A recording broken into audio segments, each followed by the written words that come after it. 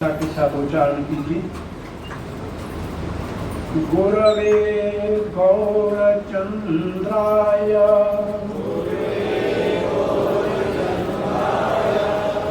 राधिकाय तदालये कृष्णाय कृष्ण भक्ताय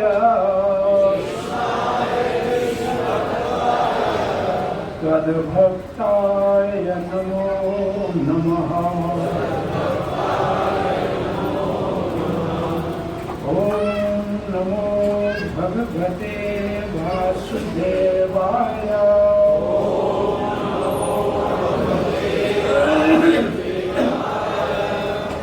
ओम नमो भगवते वासुदेवाय।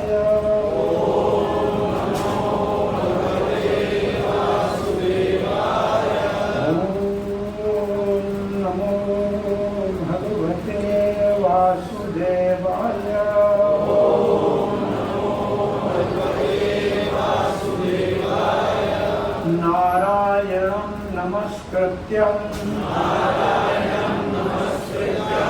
नरं चैव नरोत्तमं देवीं सरस्वतीं व्यासं ततो जयमुदीरये। नष्टप्रायेषु भद्रेषु नित्यं भागवत सेवया भगवते उत्तम श्लोके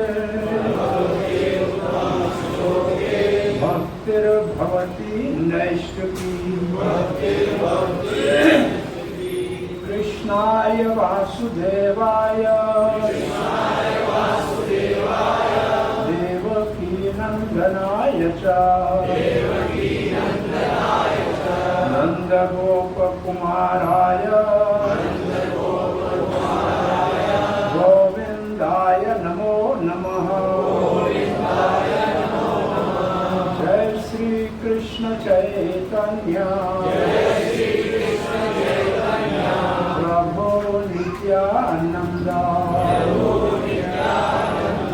श्री अद्वैत गदाधर श्रीवास आदि गौर भक्त वृंद। हरे कृष्णा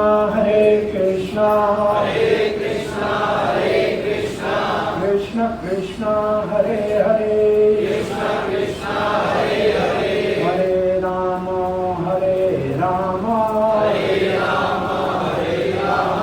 राम राम हरे हरे।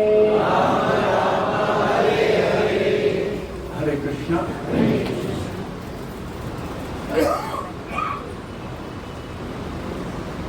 गांधीनगर स्थित मुजफ्फरनगर में चौथे दिन श्रीमद् भागवत सत्संग में आप सब भाग्यशाली भक्तों का हार्दिक स्वागत है। श्रीमान माणकचंद जी और यमुना देवी के सुपुत्र नरेंद्र नंदन जी चौध और परिवार ने अपने पूर्वजों की सदगति भगवत चरणारविंद की प्राप्ति के लिए और अपने बंधु परिवार मित्र इष्ट सबके हित की कामना से, वैसे तो पूरे विश्व के कल्याण के लिए आज देश की स्वतंत्रता का दिन है। अखंड भारत जिसकी आध्यात्मिक दृष्टिकोण से तो इस्कॉन के संस्थापक श्री प्रभुपाद ने पूरे विश्व में हर जगह इसी भागवत के प्रचार से आध्यात्मिकता भारत की अखंडता को तो स्थापित कर दिया। आज कल हमने तीसरे स्कंद में चौथे स्कंद में कल हमने ध्रुव महाराज के चरित्र की बात की थी। बालक ने आगे ध्रुव के चरित्र में ध्रुव महाराज का अपमान हुआ और भगवान मिला। विदुर का अपमान हुआ, भगवान मिला। तो एक बात आज याद रखो, संसार में अपमान मिले तो दुखी मत हो, बस नजर दूसरी ओर करो, भगवान खड़े होते।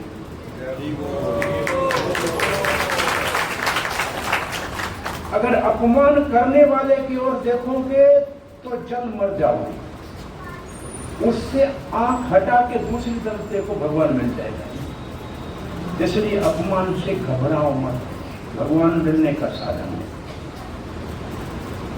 ध्रुव महाराज ने राज किया, फिर राज अपने वंश को देकर तपस्या करने हरिद्वार आपके यहां आए, जहां लक्ष्मण झूला है ना, आज यहां ध्रुव का मंदिर है। अब देखना उधर ध्रुव का मंदिर है, यहाँ ध्रुव तपस्या करने के बैठे जमुना के और गंगा के पानी में बहुत तेज बहाव का आवाज आ रहा था। ध्रुव यहाँ से उठ के जाने लगे। गंगा माता ने कहा, आप जैसा भक्त यहाँ आया है, मुझे सुख मिल रहा है, आप कहाँ जा रहे हो? बोला, यहाँ आवाज बहुत है, सुमरन नहीं हो रहा है। तो गंगा जी ने कहा, इस 1 किलोमीटर के टुकड़े में आवाज नहीं होगा। आज तक वहां लक्ष्मण झूले में आवाज नहीं है। आगे से गंगा पत्थरों के ऊपर से छलकती हुई आती है, लेकिन लक्ष्मण झूले के टुकड़े में बिल्कुल शांत है। गंगा जा पे देखना, और उधर लक्ष्मण मंदिर भी है ध्रुव महाराज का, बहुत साल पहले हमने देखा था। फिर यहाँ से ध्रुव महाराज बद्री आश्रम गए और वहां उनके लिए वैकुंठ से विमान आया। विमान में चढ़ने से पहले गंगा में स्नान किया, साधुओं को प्रणाम किया, और जब पांव रख रहे थे विमान पे तो मृत्यु आए कि मृत्यु संसार से ऐसे कैसे वैकुंठ में जाओगे, हमारा स्पर्श भी नहीं करोगे। बोला, तेरा सर नीचे रखो। मृत्यु के सर के ऊपर पांव रख के और ध्रुव महाराज विमान के ऊपर बैठे। विमान चला, ध्रुव महाराज ने कहा, रोको, मेरी माता ने मुझे भगवान मिलाने का रास्ता बताया था, मैं अकेला नहीं जाऊंगा भगवान धाम, मेरी माता को साथ लेके जाऊंगा। इस तात्पर्य के ऊपर श्री प्रभुपाद जी ने बहुत निमरता पूर्वक दो शब्द लिखे हैं कि मैं तो अब 80 साल की उम्र का हो गया, अंत समय पता नहीं मुझे भगवान याद आए या ना आए। कोई मेरा शिष्य ध्रुव महाराज की तरफ भगवत धाम जाते हुए मेरी याद करेगा तो मेरा भी उद्धार हो जाएगा। ऐसे निमरता की मूर्ति तो ध्रुव महाराज के वंश में उनका बेटा उत्कल था, उसने तो राज किया ही नहीं। उस वंश में आगे चल के पृथु महाराज का वर्णन आता है। तो अब कथासारी आपने पृथु महाराज की सुन ली, इसके लिए मैं उसके ऊपर चर्चा नहीं करूं। पृथु महाराज पहले उदाहरण शासक हैं, उदाहरण शासक हैं, राजा हैं, जिन्होंने ब्राह्मण को शिक्षा से, क्षत्रिय को रक्षा से, वैश्य को वाणिज्य से और चतुर्थ वर्ण को सेवा से जीवन निर्वाह करने के लिए नगर बसाए, शहर बसाए और सबकी कामना पूरी की, सबकी इच्छा पूरी की। और फिर इस वंश में आगे चलकर आपने प्राचीन बरहित, उस अर्थ का शब्द है, प्राची का मतलब पूर्व दिशा, और बरहित कहते हैं यज्ञ को। इतने यज्ञ किए कि धरती सारी कुश घास से ढक जाए, इतना बड़ी यज्ञ किए। परंतु यज्ञ कर रहा था पशु की बलि देकर स्वर्ग में जाने के लिए। नारद देव ऋषि ने कहा, ये ध्रुव वंश का है, इसको भगवान की प्राप्ति का मार्ग बताना चाहिए। तो आपने सुना होगा पुरंजन उपाख्यान। उस पुरंजन उपाख्यान में पुरंजन है जीवात्मा, उसका अज्ञात मित्र है परमात्मा, और पुरंजनी है बुद्धि। बुद्धि से जीवात्मा जब मेल करता है, तदात्म्य करता है, तब शरीर में आके बैठ जाता है, उसको कहते हैं पुर। पुर मतलब नगर। और ये शरीर ऐसा नगर है जिसके 9 द्वारे हैं, 7 मुख में है और 2 मलमूत्र के। फिर दूसरा सिद्धांत इसमें यह है कि अंत समय पुरुष स्त्री का ध्यान करते हुए मरा तो पुनर्जन्म विदर्भी हो गया। इसका मतलब अंत समय अगर पत्नी का ध्यान करते हुए मरोगे तो स्त्री बनना पड़ेगा, और पति का ध्यान करते हुए मरोगे तो पुरुष बनना पड़ेगा। जिसका ध्यान करते हुए प्राण त्यागे वो, इसलिए भगवान का ध्यान करते हुए मरना चाहिए, भगवान याद आ गए। इसका अर्थ है अंत समय किसको याद करना चाहिए, ये परीक्षा है। गीता का ये महावाक्य, तस्मात् सर्वेषु कालेषु माम अनुस्मरयुध्य च। इसलिए हर समय मेरा स्मरण करो, क्योंकि अंत मति सो गति। समय कितना होगा, लास्ट मिनट में कितना टाइम होता है, फ्रैक्शन ऑफ सेकंड, एक क्षण भी नहीं होता है सांस निकलने में। उस समय क्या आपका ध्यान किसके ऊपर केंद्रित हो गया, वही स्थिति आपको प्राप्त होगी। अगर सारा जीवन अभ्यास अगर नहीं किया होगा भगवान का, तो अंत समय भगवान याद नहीं आएगा। इसलिए एक महात्मा उदाहरण देते थे बड़ा अच्छा, कि अंत समय कितना होता है। फिर आप फोटो निकालने जाते थे ना, पहले फोटो स्टूडियो में, बाल ठीक करो, सीधे बैठो, अब मुस्कुराओ, तब वो बटन के ऊपर उंगली रखता था और बटन दबा रहा था, तब तक नाक में मच्छर चलाई। और फोटो आया कैसा, उसका कैसा फोटो आएगा, अरे ये क्या कर दिया मेरे पर, चेहरा तेरा मुंह चेहरा का वैसे आया, कोई कैमरा निकलती थोड़ी थी। आप समझ रहे हो? ऐसे अंत समय उस वक्त अगर हमारे को भगवान याद आया तो हो गए पास, और दुनिया की कोई चीज याद हो गई तो फेल हो गई। इसलिए अभ्यास इतना करो, अभ्यास इतना करो, जब चलते हुए पांव थोड़ा सा लड़खड़ाए तो हरे कृष्णा मुख से निकल जाए। एक हमारा मित्र भक्त था, प्रभुपाद जी का शिष्य, पाकिस्तान में प्रचार करने के लिए आया था। गाड़ी में उसका एक्सीडेंट हुआ, हड्डी छोटी सी, ये कॉलर बोन, ये जो हंसली की हड्डी ये टूट गई। तो मैं मेडिकल कॉलेज में डॉक्टर था, वो मेरा मित्र था, मेरे पास आया, पति क्या रो रहा था। इसमें रोने की क्या बात है, ये हड्डी टूटी है, इसमें तो देखना न बिस्तर के ऊपर पड़ना, चलो फिरो घूमो, बस थोड़ा सा यहाँ बांध के रखना है, तो भी रोना बंद न करे। मैं पूछा रो क्यों रहे भाई, बोले क्या बताऊं, जब एक्सीडेंट हुआ तब मुझे भगवान याद नहीं आया, मर गया होता तो क्या, कि उस समय भगवान याद ही नहीं आया, मर गया होता फिर इसका मतलब मैं 40 साल जब प्रैक्टिस की वो तो बेकार गई। उस समय भगवान याद नहीं आया मुझे, इसलिए रो रहा हूं, दर्द के लिए नहीं रो। तो ये अंत समय भगवान तब याद आता है जब आजीवन उसके अभ्यास किया जाता। और फिर आप प्राचीन वरिष्ठ के पुत्र प्रचेता 10 पुत्र हैं प्राचीन वरिष्ठ के। पिता ने कहा राज करने से पहले तपस्या करके आओ, और रास्ते में भगवान शंकर ने उनको रुद्र गीत सुनाया भगवान विष्णु को पाने का। इसका मतलब प्रचेता रुद्र संप्रदाय के वैष्णव के समुद्र में तपस्या कर रहे थे। भगवान ने दर्शन दिया और कहा कि अब आप वापस जाओ, क्योंकि उनका पिता प्राचीन वरिष्ठ तो नारद की शिक्षा से राज छोड़ के चला गया। अब राज में राजा तो था नहीं, तो खजा के राज करो, और ये वापस आया। सारे राज में सब जगह जंगल ही जंगल दिखने लगा। इसको क्रोध आ गया, क्रोध की अग्नि से जंगल जलाने लगा, वन जला रहा था। उस समय चंद्रमा वनस्पतियों का राजा चंद्रमा उतर के आया और मारा। प्रचेताओं, ये वन भी तो आपकी प्रजा है भाई, वृक्ष भी हमारे राज में है, वो भी जीव है, वो भी आपकी प्रजा है, इनकी भी तो रक्षा करनी चाहिए।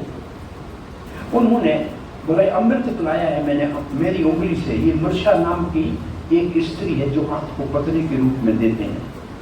तो प्रचेताओं का विवाह चंद्रमा ने एक कन्या से कराया, 10 प्रचेता एक पत्नी। अच्छा, अब एक सिद्धांत और समझ लीजिए। शंकर भगवान की कृपा प्राप्त हुई, गुरु मिला शंकर जैसा। महादेव शंकर जैसा गुरु मिले तो कितनी बड़ी बात है। साक्षात भगवान विष्णु का दर्शन हुआ। फिर भी क्रोध आ गया, वापस आया, फिर भी क्रोध आ गया। ध्रुव महाराज के जीवन में देखो नारद जैसा गुरु मिला, साक्षात भगवान नारायण का दर्शन हुआ। उसके भाई उत्तम को यक्षों ने मारा तो युद्ध करके उनसे क्रोध आ ही गया, तब भी स्वयं मनु ने आके शिक्षा दी, यहां चंद्रमा ने आके शिक्षा दी। इसका अर्थ है कितनी भी साधन करो, भगवान भी मिल जाए, जब तक भक्ति की कृपा नहीं होगी तब तक जीवन में सफलता नहीं होगी। भक्त का संग फिर भी जरूरी है, भक्त के संग से भगवान मिलता है, और भगवान मिलने के बाद भी भक्त का संग जीवन में फिर भी आवश्यक है। सारे भागवत में ये बार बार आएगा। और फिर इन 10 भाइयों में ये सुनने का फल ये है, जो प्रचेताओं की कथा सुनेगा उन भाइयों में सदा प्रेम रहे, क्योंकि 10 भाई थे, एक ही विचार था, कोई मतभेद नहीं था, एक पत्नी थी फिर भी झगड़ा नहीं था, और पुत्र हुआ दक्ष। वो जो दक्ष बकरे का सर जिसको मिला था उसको लज्जा आई, वो शरीर छोड़ा, विंध्या पर्वत में जाके पाप धोने वाले अघमर्षण स्थान पे तपस्या करके भगवान का दर्शन किया। प्रचेताओं के पुत्र के रूप में फिर दक्ष पहले ब्राह्मण था, अब क्षत्रिय है, प्रचेताओं का पुत्र, और ये दक्ष बेटा हुआ। और प्रचेता फिर राज करने चले गए तो नारद ने फिर आके उनको उपदेश दिया। एक जन्म माता पिता से सबका होता है, दूसरा जन्म शास्त्र माता और गुरु पिता, तीसरा शास्त्र का अध्ययन करे तो विप्र बनता है। तो जीवन में पहला जन्म तो सबको मिलता है, लेकिन दूसरा जन्म शास्त्र माता और गुरु पिता जब तक नहीं मिलता है तब तक आत्मा का उद्धार नहीं होता। शरीर का माता और पिता, माता शरीर के वो है, आत्मा का माता और पिता गुरु है और शास्त्र। और फिर प्रचिता भी तपस्या करने चले गए अपना राज छोड़ के। यहाँ चौथा स्कंद पूरा होता है। 5वें स्कंद में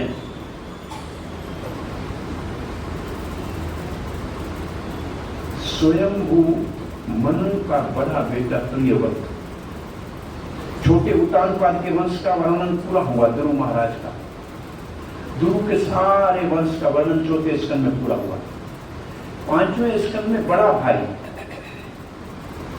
प्रियव्रत नारद के आश्रम में संन्यास लेने के लिए तैयारी कर रहा था, तो स्वयं मनु ने कहा, बेटा हमारे पर छोटे भाई का वंश समाप्त होगा, अब तो आप राजा बनो, मैं भी तो तपस्या करने जाऊंगा, तुम्हारा पिता। प्रियव्रत ने कहा, नहीं नारद जी हमारे गुरु ने कहा है हम राज नहीं करेंगे, संसार में आएंगे नहीं। तो स्वयं मनु ने ब्रह्मा जी को कहा कि हमने तो आपके कहने के ऊपर राज भी किया, संतान भी उत्पन्न किया, लेकिन मेरा बेटा प्रियव्रत राज नहीं करता। तो ब्रह्मा जी हंस के ऊपर चढ़ के आए और प्रियव्रत को कहा, बेटा इस संसार में सारे देवता हम ब्रह्मा में, और ये सब प्रजापति भगवान के आज्ञा से काम करते हैं। जैसे बेल के नाक में रस्सी होती है, जहां ले जाओ वैसे जाएगा, ऐसे सभी अपने कर्मों की रस्सी में बंधे होते हैं, भगवान की आज्ञा से काम करते हैं। आपको भी राजा बनना चाहिए, अपने पिता की आज्ञा का पालन करना चाहिए। अब कहा, ब्रह्मा जी वेदों का आचार्य है, मनुस्मृति का आचार्य है, इन दोनों की बात को इनकार नहीं किया जा सकता।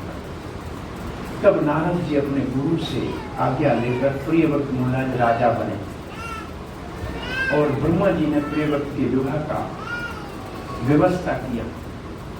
प्रियव्रत महाराज के पुत्र हुए, जिनके नाम से ये नवद्वीप है। सारे द्वीप को द्वीप जो जैसे हम रहते हैं जम्बू द्वीप में, ऐसे पुलकश द्वीप है, ये सब द्वीप जो है ये सब प्रियव्रत महाराज के बेटों के नाम से। प्रियव्रत महाराज ने कहा, रात क्यों होती है?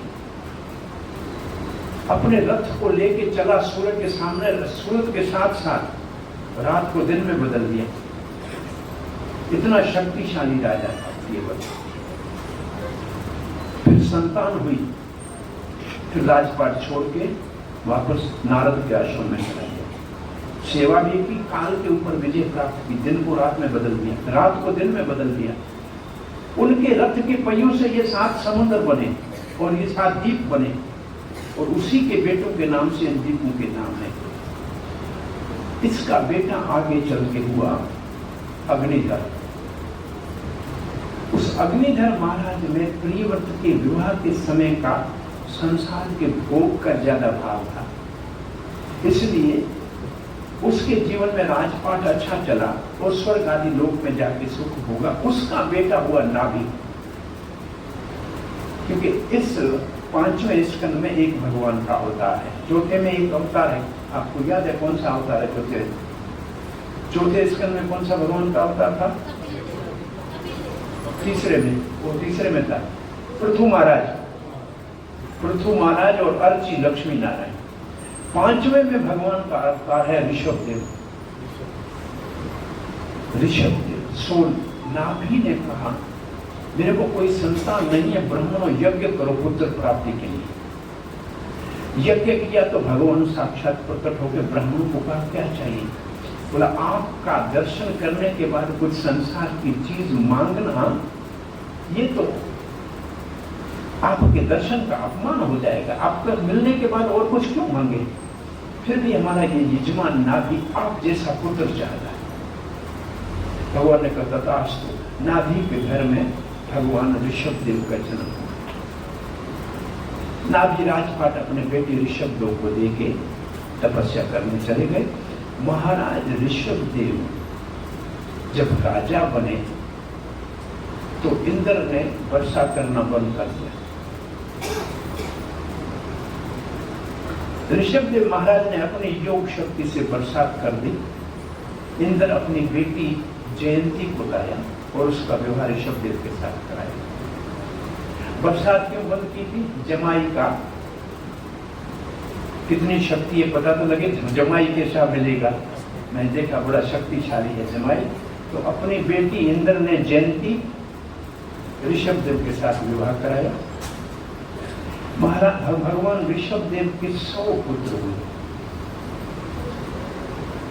जिसमें सबसे बड़े पुत्र का नाम है महाराज भरत। उस महाराज भरत के नाम से ये भारतवर्ष, इस धरती को भारतवर्ष कहते हैं। ये ऋषभदेव के बेटे भारत के नाम से 3 भारत संस्कृति में है। एक राम जी का भाई भरत भ्राता, दूसरा दुष्यंत और शकुंतला का पुत्र भरत, 5 साल का शेर का मुंह खोल के दांत गिनता, उसके भरतवंश के नाम से पांडवों को भरतवंशी कहा जाता है। तीसरा ये ऋषभदेव का भरत, जिसके नाम से ये अजनाब वर्ष इसका पुराना नाम है। महाराज भरत के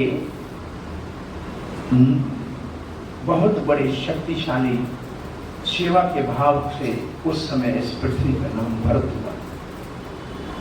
100 पुत्र थे ऋषभदेव। अपने 100 पुत्रों को साथ लेकर ब्रह्मा जी का अपना ब्रह्मवर्त में, एक गंगा जमुना के बीच वाला क्षेत्र ये आर्यावर्त है, ब्रह्मवर्त है, वहाँ गंगा जी के तट पे उपदेश देने लगा संतों के बीच में अपने सारे पुत्रों को बिठा के।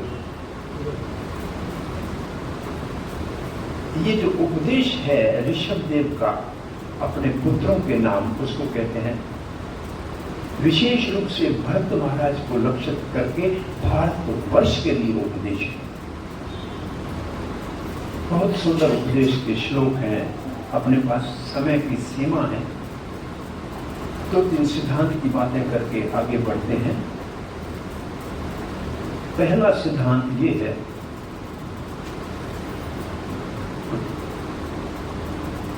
ऋषभदेव अपने पुत्रों को उपदेश दे रहा है संतों के बीच में गंगा के तट पे, और मानो बच्चों से पूछा कि बेटा आप बड़े होकर क्या करोगे? राजा के पुत्र है, राजा बनेंगे। बोला फिर राजा बन के क्या करोगे? सुख भोगेंगे। तो पहली शिक्षा ऋषभदेव ने दी अपने बेटों को, बेटा ये जो इंद्रियों के सुख हैं ये तो सूअर की, कुत्ते की जूनी में भी सबको मिलते हैं। ये भाई खाने का सुख, सोने का सुख, ये तो सबको बराबर मिलते हैं दुनिया में, भले पशु जूनी में कोई हो उसको भी तो मिलते हैं। मानव जन्म इस इंद्रिय भोग के लिए नहीं है, किसके लिए है? तपो दिव्यम पुत्र का, दिव्य तपस्या करने के लिए मानव जन्म मिला। तपस्या से क्या होगा? ये न सत्वोच्च शुद्धि है जिससे आपका अंतःकरण शुद्ध हो जाएगा। और उससे क्या मिलेगा? ब्रह्म सौख्यम अनंतम, फिर आपको अनंत आत्मा का सुख मिलेगा। शरीर का सुख तो तुच्छ है, आने जाने वाला है। शरीर का सुख क्षणिक है, दुख में बदल जाएगा। आत्मा का सुख अनंत है। इसलिए बेटा आत्मा के सुख की अनुभूति करनी है तो दिव्य तपस्या करो। और इसलिए उस पिता को पिता बनने का अधिकार नहीं है जो अपने संतान को भगवान की भक्ति नहीं सिखाता। उस पति को पत्नी का पानी ग्रहण करने का अधिकार नहीं है जो उसका सद्धर्म न सिखाए। राजा को प्रजा के ऊपर राज करने का अधिकार नहीं है अगर धर्म का राजमार्ग नहीं सिखाता है। और गुरु को शिष्य ग्रहण नहीं करना चाहिए अगर उसको मुक्त करके भगवान के पास नहीं ले जा सकता। ऋषभदेव की शिक्षा से उसके 100 पुत्रों में 81 ब्राह्मण बने, यज्ञ आदि कराने वाले कर्मकांडी ब्राह्मण। 9 पुत्र नव योगेंद्र बने, बहुत बड़े तपस्वी।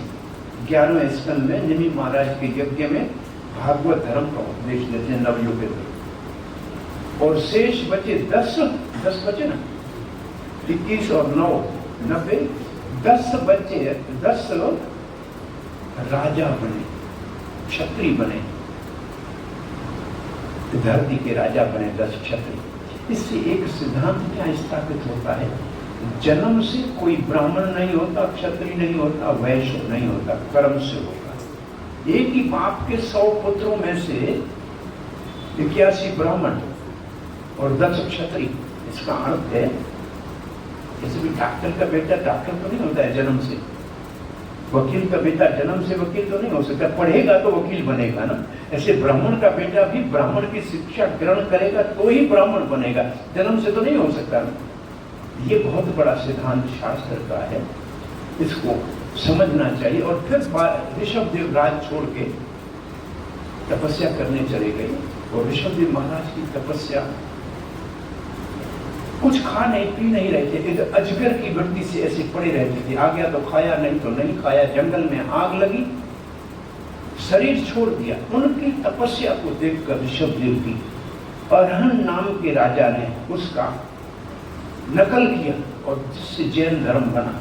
जैन धर्म वाले अपने आप को ऋषभदेव से जोड़ते हैं और अहरन नाम का राजा वो उनका अनुयायी बना।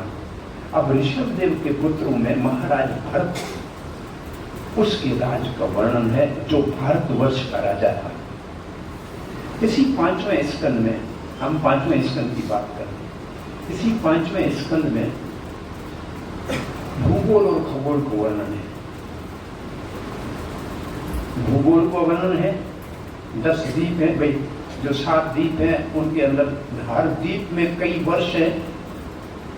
तो उनमें से जिस द्वीप में हम रहते हैं, जम्बू द्वीप, इसमें 9 वर्ष हैं।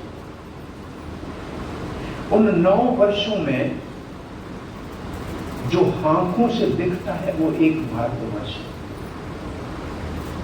शेष 8 वर्ष जो है उनको कहते हैं धरती के ऊपर स्वर्ग, भौम स्वर्ग। जो स्वर्ग से वापस आते हैं उन लोगों में जन्म लेते हैं, 10,000 साल तक जीते हैं। अंतिम साल में एक संतान होता है और फिर वहां से धरती पे आ जाता है। तो उनमें से भरत महाराज भारतवर्ष के राजा थे, वर्ष के राजा थे, अन्य वर्षों के अन्य राजा। सो महाराज भरत जब इस पृथ्वी के राजा थे तो बहुत बड़े धर्मात्मा थे, नवयुवक थे, राज था, रानियां थी, कोष था, सब कुछ था। मन में आया कि नहीं, मानव जीवन भगवान की प्राप्ति के लिए। वो वहां से राजपाट छोड़कर पुलह ऋषि के आश्रम में, नेपाल में आज जहां गंडकी नदी बहती है, जिसका हर एक पत्थर सालग्राम है, वहां जाके तपस्या करने लगे। जब तपस्या कर रहे थे तो रोज स्नान करे, तपस्या करे। एक दिन अचानक देखा उन्होंने, एक गर्भवती हिरण पानी पी रही थी नदी के किनारे, पीछे से शेर धाड़ा। भय के मारे हिरण ने छलांग लगाई, दूसरे तट पे गिरा। गिरते हिरण का प्रसव हो गया, बच्चे ने जन्म लिया, हिरण मर गई। महाराज भरत के हृदय में दया का उदय। हिरण के बच्चे को कौन पालेगा, मां मर गई। घर में बच्चे को ले आए। अब बच्चे की देखभाल करने लगे तो अपने जो भक्ति कर रहे थे वो तो कम होने लगी आस्ते आस्ते, और उस बच्चे में आसक्ति हो गई। दया अच्छी है, परंतु आसक्ति हो जाए तो अच्छी नहीं। दया सतोगुण की वृत्ति है, आसक्ति रजोगुण हो गया। अब हिरण में इतना आसक्त हो गए, बिना हिरण के देखे सुख न मिले। हिरण बच्चा था तो घर में था, बड़ा हो गया तो जंगल चला गया, वापस आया नहीं। शाम को महाराज उसको ढूंढने गए, हिरण तो मिला नहीं। हिरण्यकश उसको याद करते हुए गिरे और शरीर छूटा, और दूसरे जन्म में वो ही महाराज भरत हिरण के जन्म जोड़ने में आ गए। लेकिन भक्ति नाश नहीं हुई, उसी आश्रम में रहे, अपने देह को त्यागने का प्रतीक्षा कर रहे थे। तीसरे जन्म में वो ब्राह्मण के घर में जड़ भरत हुए। तो इससे एक बात तो ये सिद्धांत स्थापित होता है कि दूसरा जन्म होता है। दूसरा ये सिद्धांत स्थापित होता है कि अंत में जिसका ध्यान होता है वो ही जन्म मिलता है। महाराज भरत भी हिरण बन गए। अब जब ये महाराज जड़ भरत ने कहा मुझे संसार में बोलना ही नहीं, बोलूंगा तो कुछ अपराध हो जाएगा, तो उसका भी पाप भोगना पड़ जाए, मेरे को जन्म लेना पड़े। इसलिए जड़ का मतलब लकड़ी हो, जैसे पत्थर की तरह ऐसी जीवन बिता रहा। पाप ने तो पालन पोषण किया।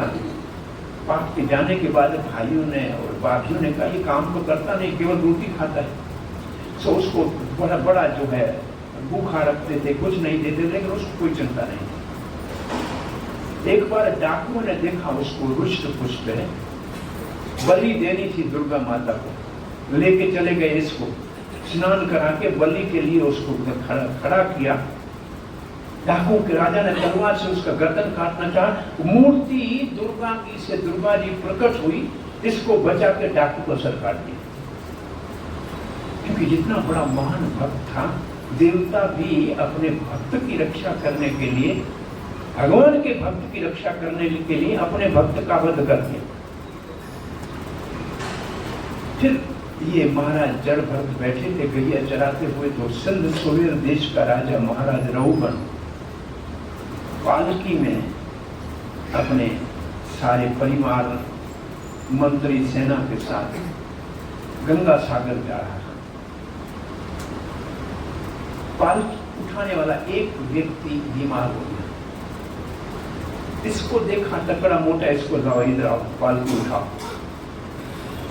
ये पालकी उठाना, चलने लगा, पालकी उठाना चलने लगा। आगे देखे नीचे चोटी तो नहीं है, पांव इधर रखे, पांव उधर रखे, पालकी ऊपर हिलने लगे। महाराज ने कहा कौन दुष्ट मुझे कष्ट दे रहा? तीनों ने कहा महाराज हम ठीक चल रहे, नया नहीं चल पा रहे। उसको कहा क्यों?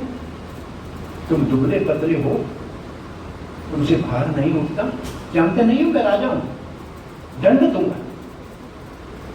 पहली बार जड़ भरत बोला, कहा दुबला हो, पतला हो, थक गया हो, किसको कह रहे हैं? मुझे कह रहे हैं या इस शरीर को कह रहे हैं? ये शरीर दुबला हो सकता है, पतला हो सकता है, मोटा हो सकता है, थक सकता है, मैं तो शरीर नहीं हूं, मैं तो आत्मा हूं। और तुम अपने आप को राजा समझते हो। और ये मिट्टी पर में नीचे मिट्टी, धरती, इसमें उत्पन्न हुआ पेड़, और इस धरती से बने हुए इस मिट्टी के शरीर में हम उठाने वाले, और इसके ऊपर लकड़ी से बनी हुई पालकी, वो भी मिट्टी, उसके ऊपर एक मिट्टी का बना हुआ पुतला अपने आप को राजा मान रहा है। सारा ही तो मिट्टी का खेल है जी। महाराज रघुगण ऊपर से नीचे कूदे और पांव पकड़ के कहा, आप हो कौन? आप इतना आपको आत्मा की बात कर रहे हैं। मैं तो जाही तीर्थ यात्रा में आत्म साक्षात्कार के लिए जा रहा हूं, आप ऐसे कैसे कह सकते हो ये सब कुछ? अरे भाई, बर्तन अगर रखते हैं आग के ऊपर तो पहले बर्तन गर्म होगा, फिर पानी गर्म होगा, फिर चावल गर्म होगा। तो भाई तुम्हारे ऊपर कंधे के ऊपर पालकी है तो तुम्हारे कंधे के ऊपर भार आएगा, फिर सारे शरीर पे भार आएगा, तो तेरे को तकलीफ तो होनी चाहिए ना। पर महाराज तकलीफ होती है शरीर को, जो आत्मा के स्तर पे होगा उसको शरीर का तो पता ही नहीं होता है।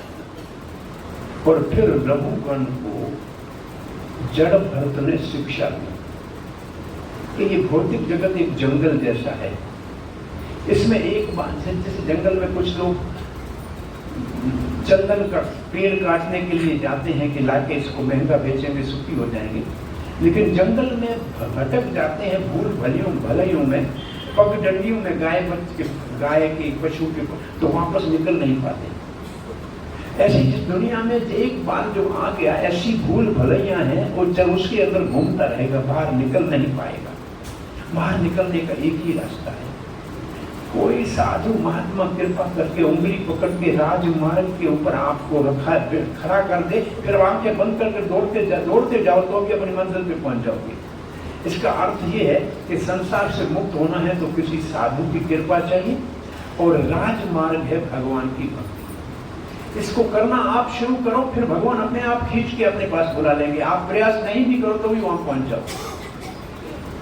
तो जड़ भरत महाराज के उपदेश से महाराज रघुगण, क्योंकि रघु हिरण जब मरा, जो हिरण पहले था, जिस हिरण में मोह हो गया था महाराज भरत को, वो हिरण मर के राजा रघुगण, इसलिए अभी तक भरत को उसमें आसक्ति थी, इसलिए जड़ भरत में भी उसको उपदेश देके उसको भी मुक्त कर दिया।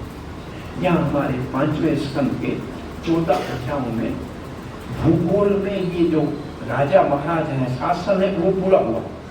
इस धरती के ऊपर कौन से वर्ष में कौन राजा है, कौन से द्वीप का कौन राजा है, और ये सारे राजा प्रियव्रत महाराज के वंश के हैं, स्वयंभू।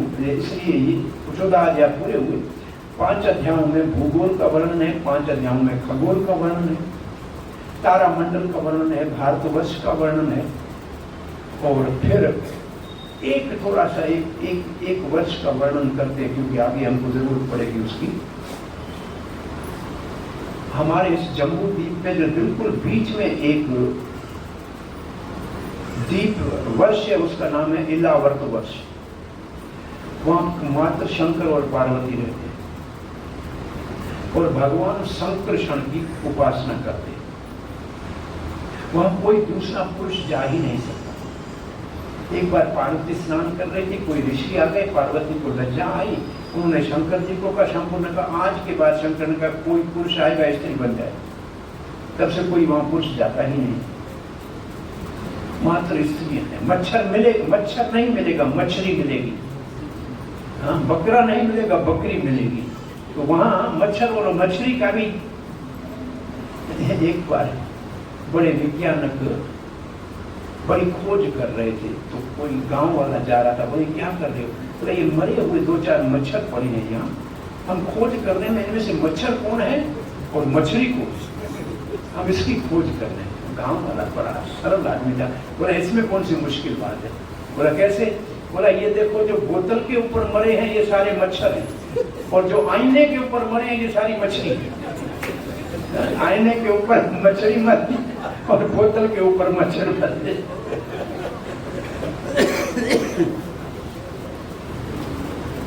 सो कथा मुझे इसलिए ये बताने की जरूरत पड़ी, सूर्य वंश का एक राजा,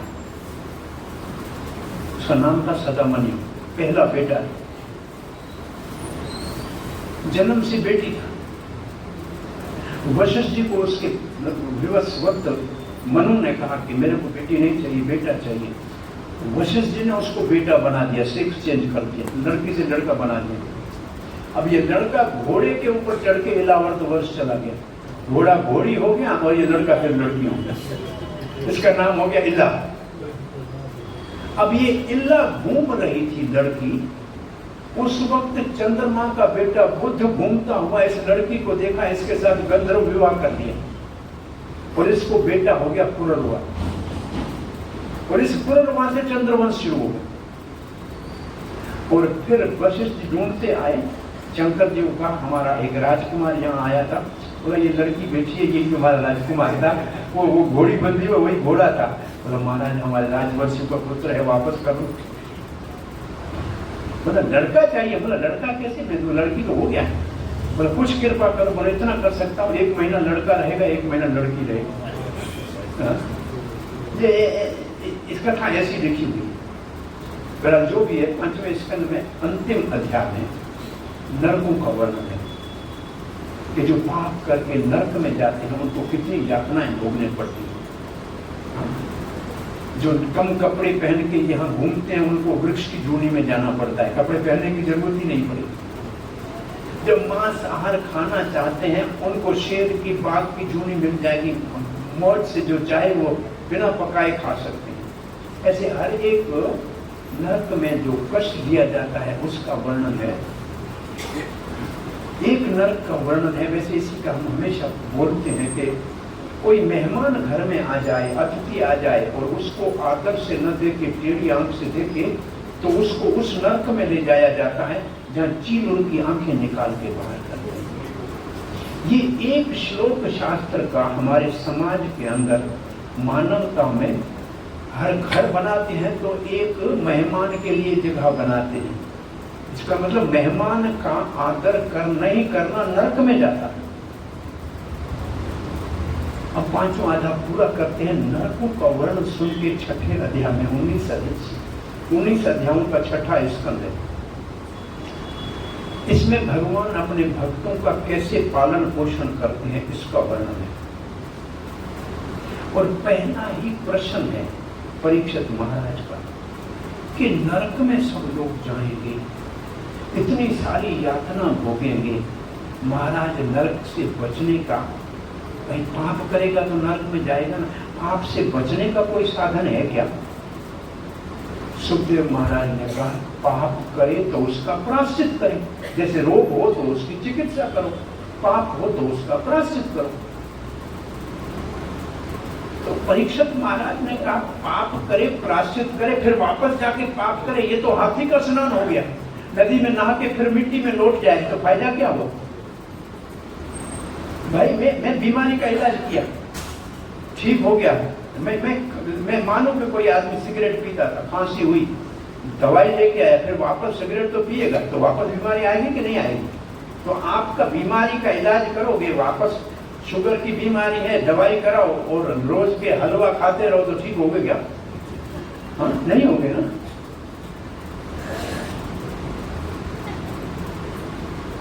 सो प्रायश्चित से, पापों से बच के नरक के यातनाओं से नहीं बच सकते हैं।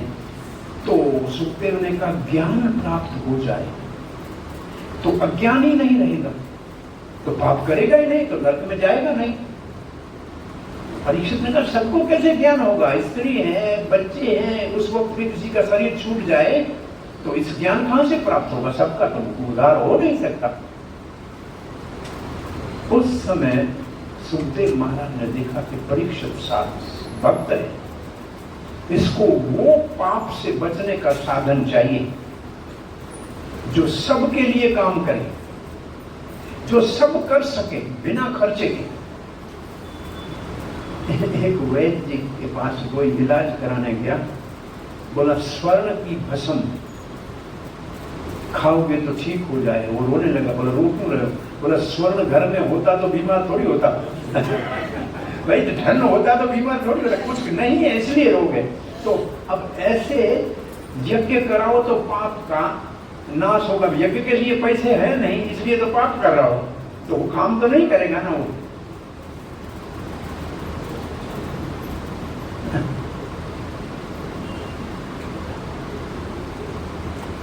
कथा ये आती है कि सब लोग ऐसा क्या करें कि ऐसा भी पाप हो उसका जड़ से समाप्त हो जाए।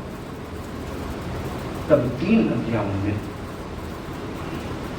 नाम उच्चारण से, नारायण नाम उच्चारण से अजामिल का उद्धार हुआ, ये कथा है। आप सबने अजामिल की कथा सुनी होगी, इसलिए संक्षेप करते हैं। वैसे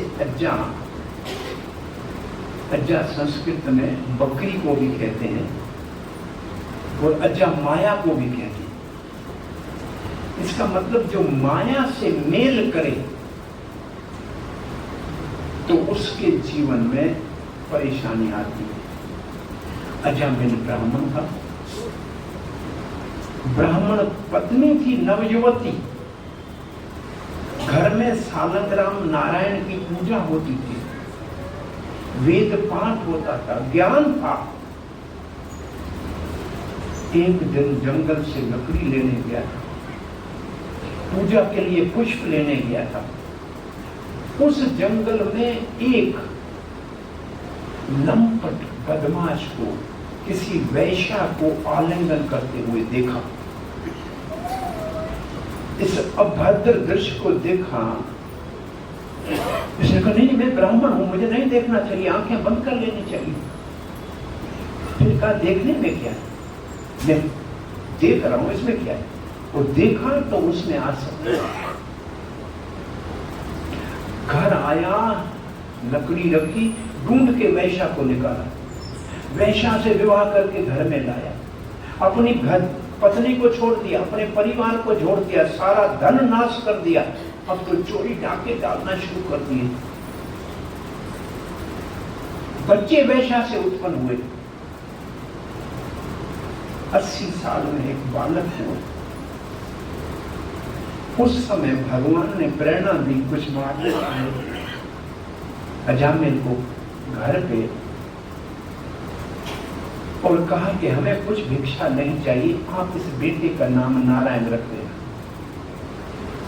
उन्होंने देखा इस अजामिल ब्राह्मण का उद्धार करना चाहिए, ये गलत संगत के कारण पतन हो गया है इसका उद्धार करना चाहिए। इसको कहें कि भगवान का नाम लो, ये तो पहले से जानता है, इन्हें सब शास्त्र पढ़े हुए हैं, सीधा नाम लेगा नहीं, इसको उल्टे तरीके से समझाना चाहिए। एक आदमी सिगरेट पीता था तो खांसी होती थी, डॉक्टर के पास जाता था, डॉक्टर कहता खांसी, बीड़ी छोड़ोगे, सिगरेट छोड़ोगे तो खांसी जाएगी, दवाई लो लेकिन खांसी नहीं जाएगी। बोलो नहीं, सिगरेट भी पीऊंगा, ऐसी दवाई दो सिगरेट ना छोड़े और खांसी चली जाए। तो सीधी किसी की बात समझ नहीं था, एक वैद्य के पास चला गया, वैद्य ने देखा कि वह बेवकूफ मूर्ख है, कहा तुम्हारे को ऐसी दवा दूंगा, तो भले दवा के सिगरेट पीते रहो, मेरी दवा खाओगे तो चोर घर में आएगा नहीं, कुत्ता तुमको काटेगा नहीं, बुढ़ापा नहीं आएगा, दवा की तुम मेरी दवा पियो और सिगरेट पियो। बोला ये कमाल का दवा है, मेरे घर में चोर क्यों नहीं आएगा। बोला सारी रात खांसते रहोगे, चोर के बाप को तेरे घर में आएगा। बोला कुत्ता क्यों नहीं काटेगा। बोला चल नहीं सकेगा, डंडा लेके चलेगा, कुत्ता कहां नजदीक आएगा। बोला बुढ़ापा नहीं आएगा। बोला जवानी में मर जाएगा, बुढ़ापा कहां से आएगा तेरे। आपको समझ में आया कि सिगरेट छोड़नी चाहिए, ये बात है, इसका परिणाम ये निकली। तो ऐसे कहने का शैली होती है समझाने की। उन्होंने कहा, देखा कि इसको कहा कि नारायण नारायण जपो, ये तो जपेगा नहीं, इसको तो सब पता है। अब जब वैद्य के पास कड़वी दवाई होती है ना, तो कहते हैं कि मधु में मिला के पियो, मधु में मिला के पियो, मीठी हो जाएगी। तो इन लोगों का अब नाम तो नारायण का देना है, पुत्र मोह की मधु में मिला के दे देते, तेरे बेटे का नाम नारायण रख देना। और संत चले गए। वो छोटे बच्चे में इतनी आसक्ति, ओ नारायण किधर गया, नारायण इधर आओ, नारायण पानी ला के दो, नारायण मेरा जूता लाओ, नारायण ये करो, सारा दिन नारायण नारायण जप रहा है। बहुत अच्छी बात है वास्तव में। और अचानक 3 जमदूत सामने दिखाई दिए। जमदूत 3 आते हैं, एक शरीर से किए हुए पापों का चिट्ठा लाता है, एक मन से किए हुए और एक वाणी से किए हुए। और भयानक होते हैं, ऐसे लाल लाल खड़े खड़े बाल होते हैं, आंख की लाल होती है, हाथ में जम फांस होता है और डंडा होता है, गले में डाल के घसीट के ले जाते हैं।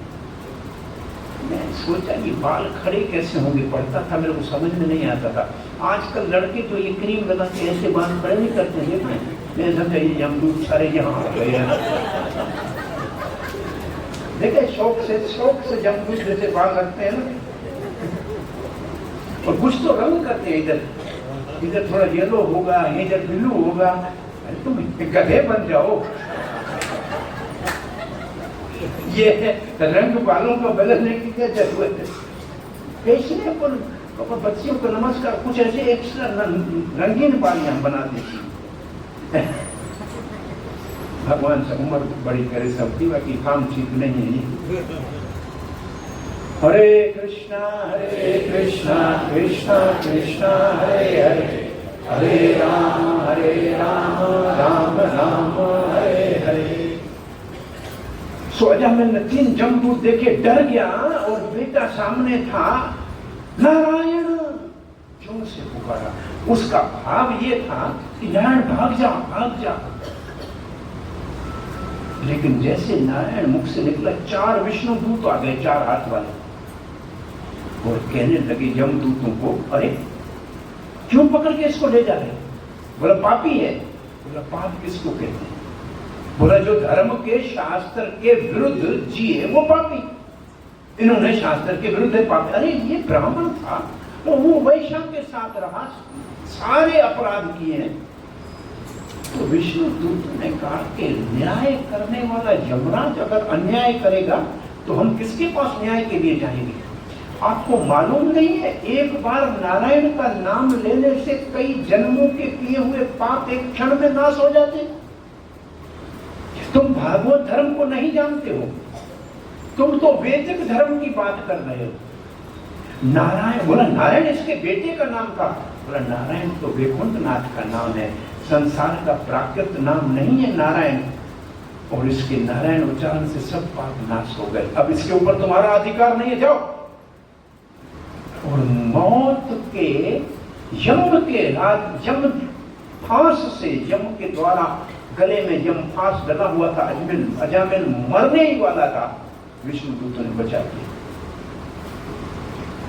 नाम भी नारायण का नहीं लिया था, बेटे का लिया था। लेकिन इसको कहते हैं नाम आभास।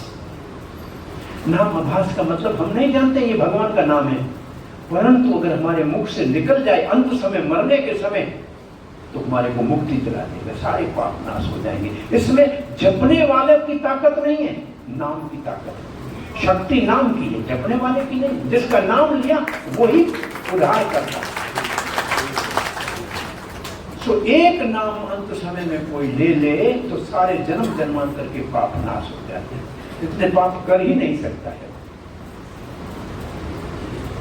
अब यमदूत यहां से, विष्णु दूत यमदूतों को भगा दिया। विष्णु दूतों से बात करने चाह रहा था अजामिल, क्योंकि बच गया ना। विष्णु दूत भाग गए, वो भी नहीं रहे वहां। अजामिल को लज्जा आई, वो यहां से सीधा हरिद्वार चला गया और वहां बैठ के भगवत ध्यान करने लगा। अब वास्तव में नारायण नाम जपा, एक मंदिर में जाकर रहे राम, और उसको दूसरा मौका मिल गया, अब भगवान को प्राप्त किया। यमदूत सीधा यमराज के पास, ये यम फांस दंड फेंक के बोला, महाराज बताओ कितने हैं राजा? आप पहले जिसको पकड़ने जाते थे आपका दंड पकड़ के लाते थे, आज कुछ और 4 हाथों वाले आए, हम हमारे को तो छोड़ दिया, बच के यहाँ आ गए, बाकी ऐसा कभी हम आपकी नौकरी नहीं करनी है। तो यमराज तो हंसने लगा और नाचने लगा। क्या हो गया आपको? हमारा अपमान हुआ और आप नाच रहे? आपने विष्णु दूतों को देखा? अरे यम के पार्षदों को विष्णु दूत नजर आ गए, तुम भाग्यशाली हो, तुम्हारे को वैष्णव का दर्शन हो गया। और फिर यमराज ने शिक्षा दी अपने दूतों को कि आज से ध्यान रखना, उनके ऊपर हमारा अधिकार है जो भगवान का नाम उच्चारण नहीं करते, उनको पकड़ के हमारे पास लाया करो। किसी के गले में तुलसी माला हो मस्तक के ऊपर ऊर्ध्व पुंड्र का तिलक हो और मुख में भगवान का नाम हो, उसके ऊपर हमारा अधिकार नहीं होता। वो भगवान विष्णु के अधिकार में आते हैं, हमारे अधिकार में नहीं आते हैं। और फिर निर्णय देके यमराज कहते हैं प्रायश्चित करने का भगवान के नाम उच्चारण से ज्यादा और कोई शक्तिशाली साधन नहीं है। इसलिए 3 अध्यायों में नाम उच्चारण से, भगवान के नाम उच्चारण से कैसे भगवान उसकी रक्षा करते हैं, पोषण करते हैं, ये प्रसंग पूरा होता है। तो इसलिए एक आपको सरल शिक्षा बता रहे हैं इस प्रसंग से। अपने बच्चों के नाम गोपाल रखो, गोविंद रखो, राम रखो, दामोदर रखो। ये नाम रखोगे बच्चों में तो उच्चारण करते करते करते करते अनजाने में नाम का उच्चारण हो गया। लेकिन आजकल ये नाम कोई रखना नहीं चाहते हैं। एक तो बच्चा एक, उसका नाम नहीं, 4-5 होते तो चलो किसी न किसी का भगवान के नाम हो ही जाएगा।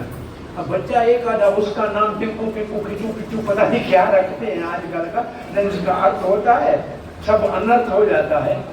एक माता जी मेरे को दुबई में मिली, बोला अब हमारे घर में तो बच्चों का ऐसा नाम रखना कर लिया, ये आजकल की लड़कियां राजी नहीं होती हैं।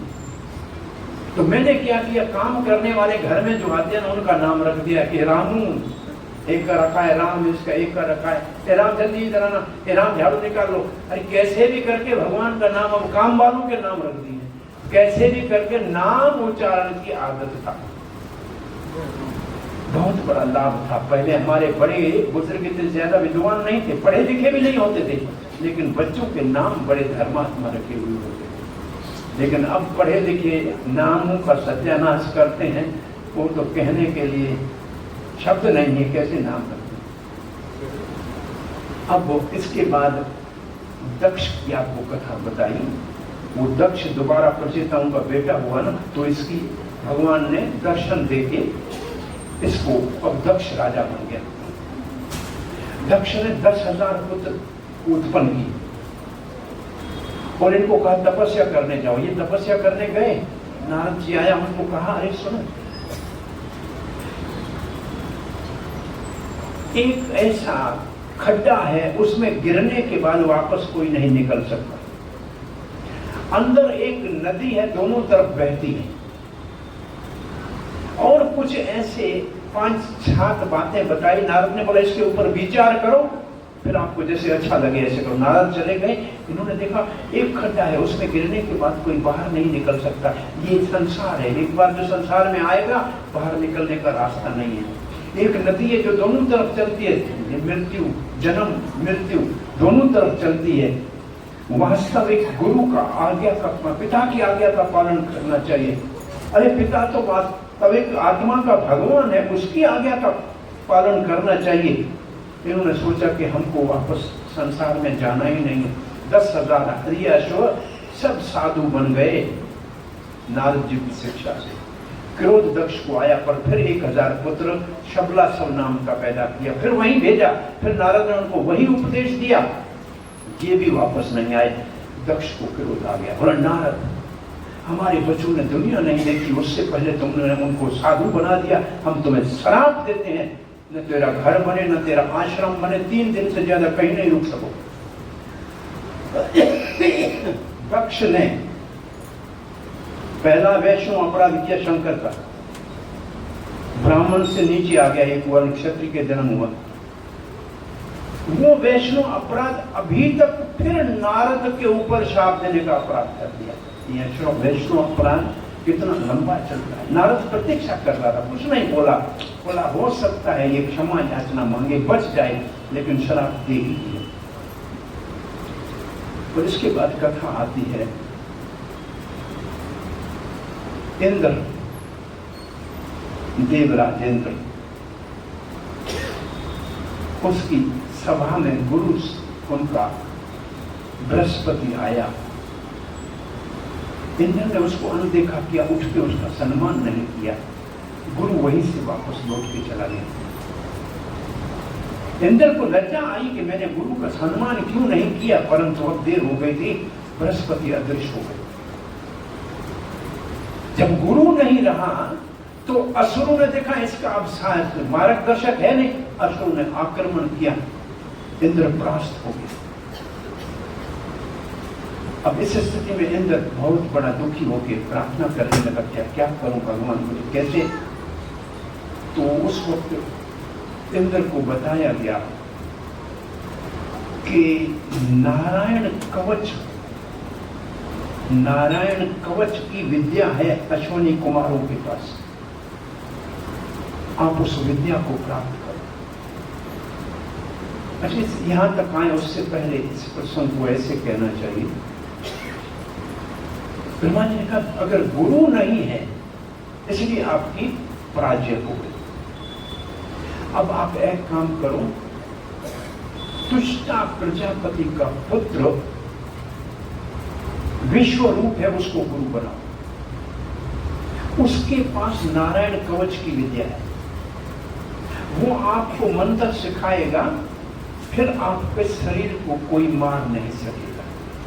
सो इंद्र ने जाके विश्व रूप को कहा कि हमारे गुरु बन जाओ।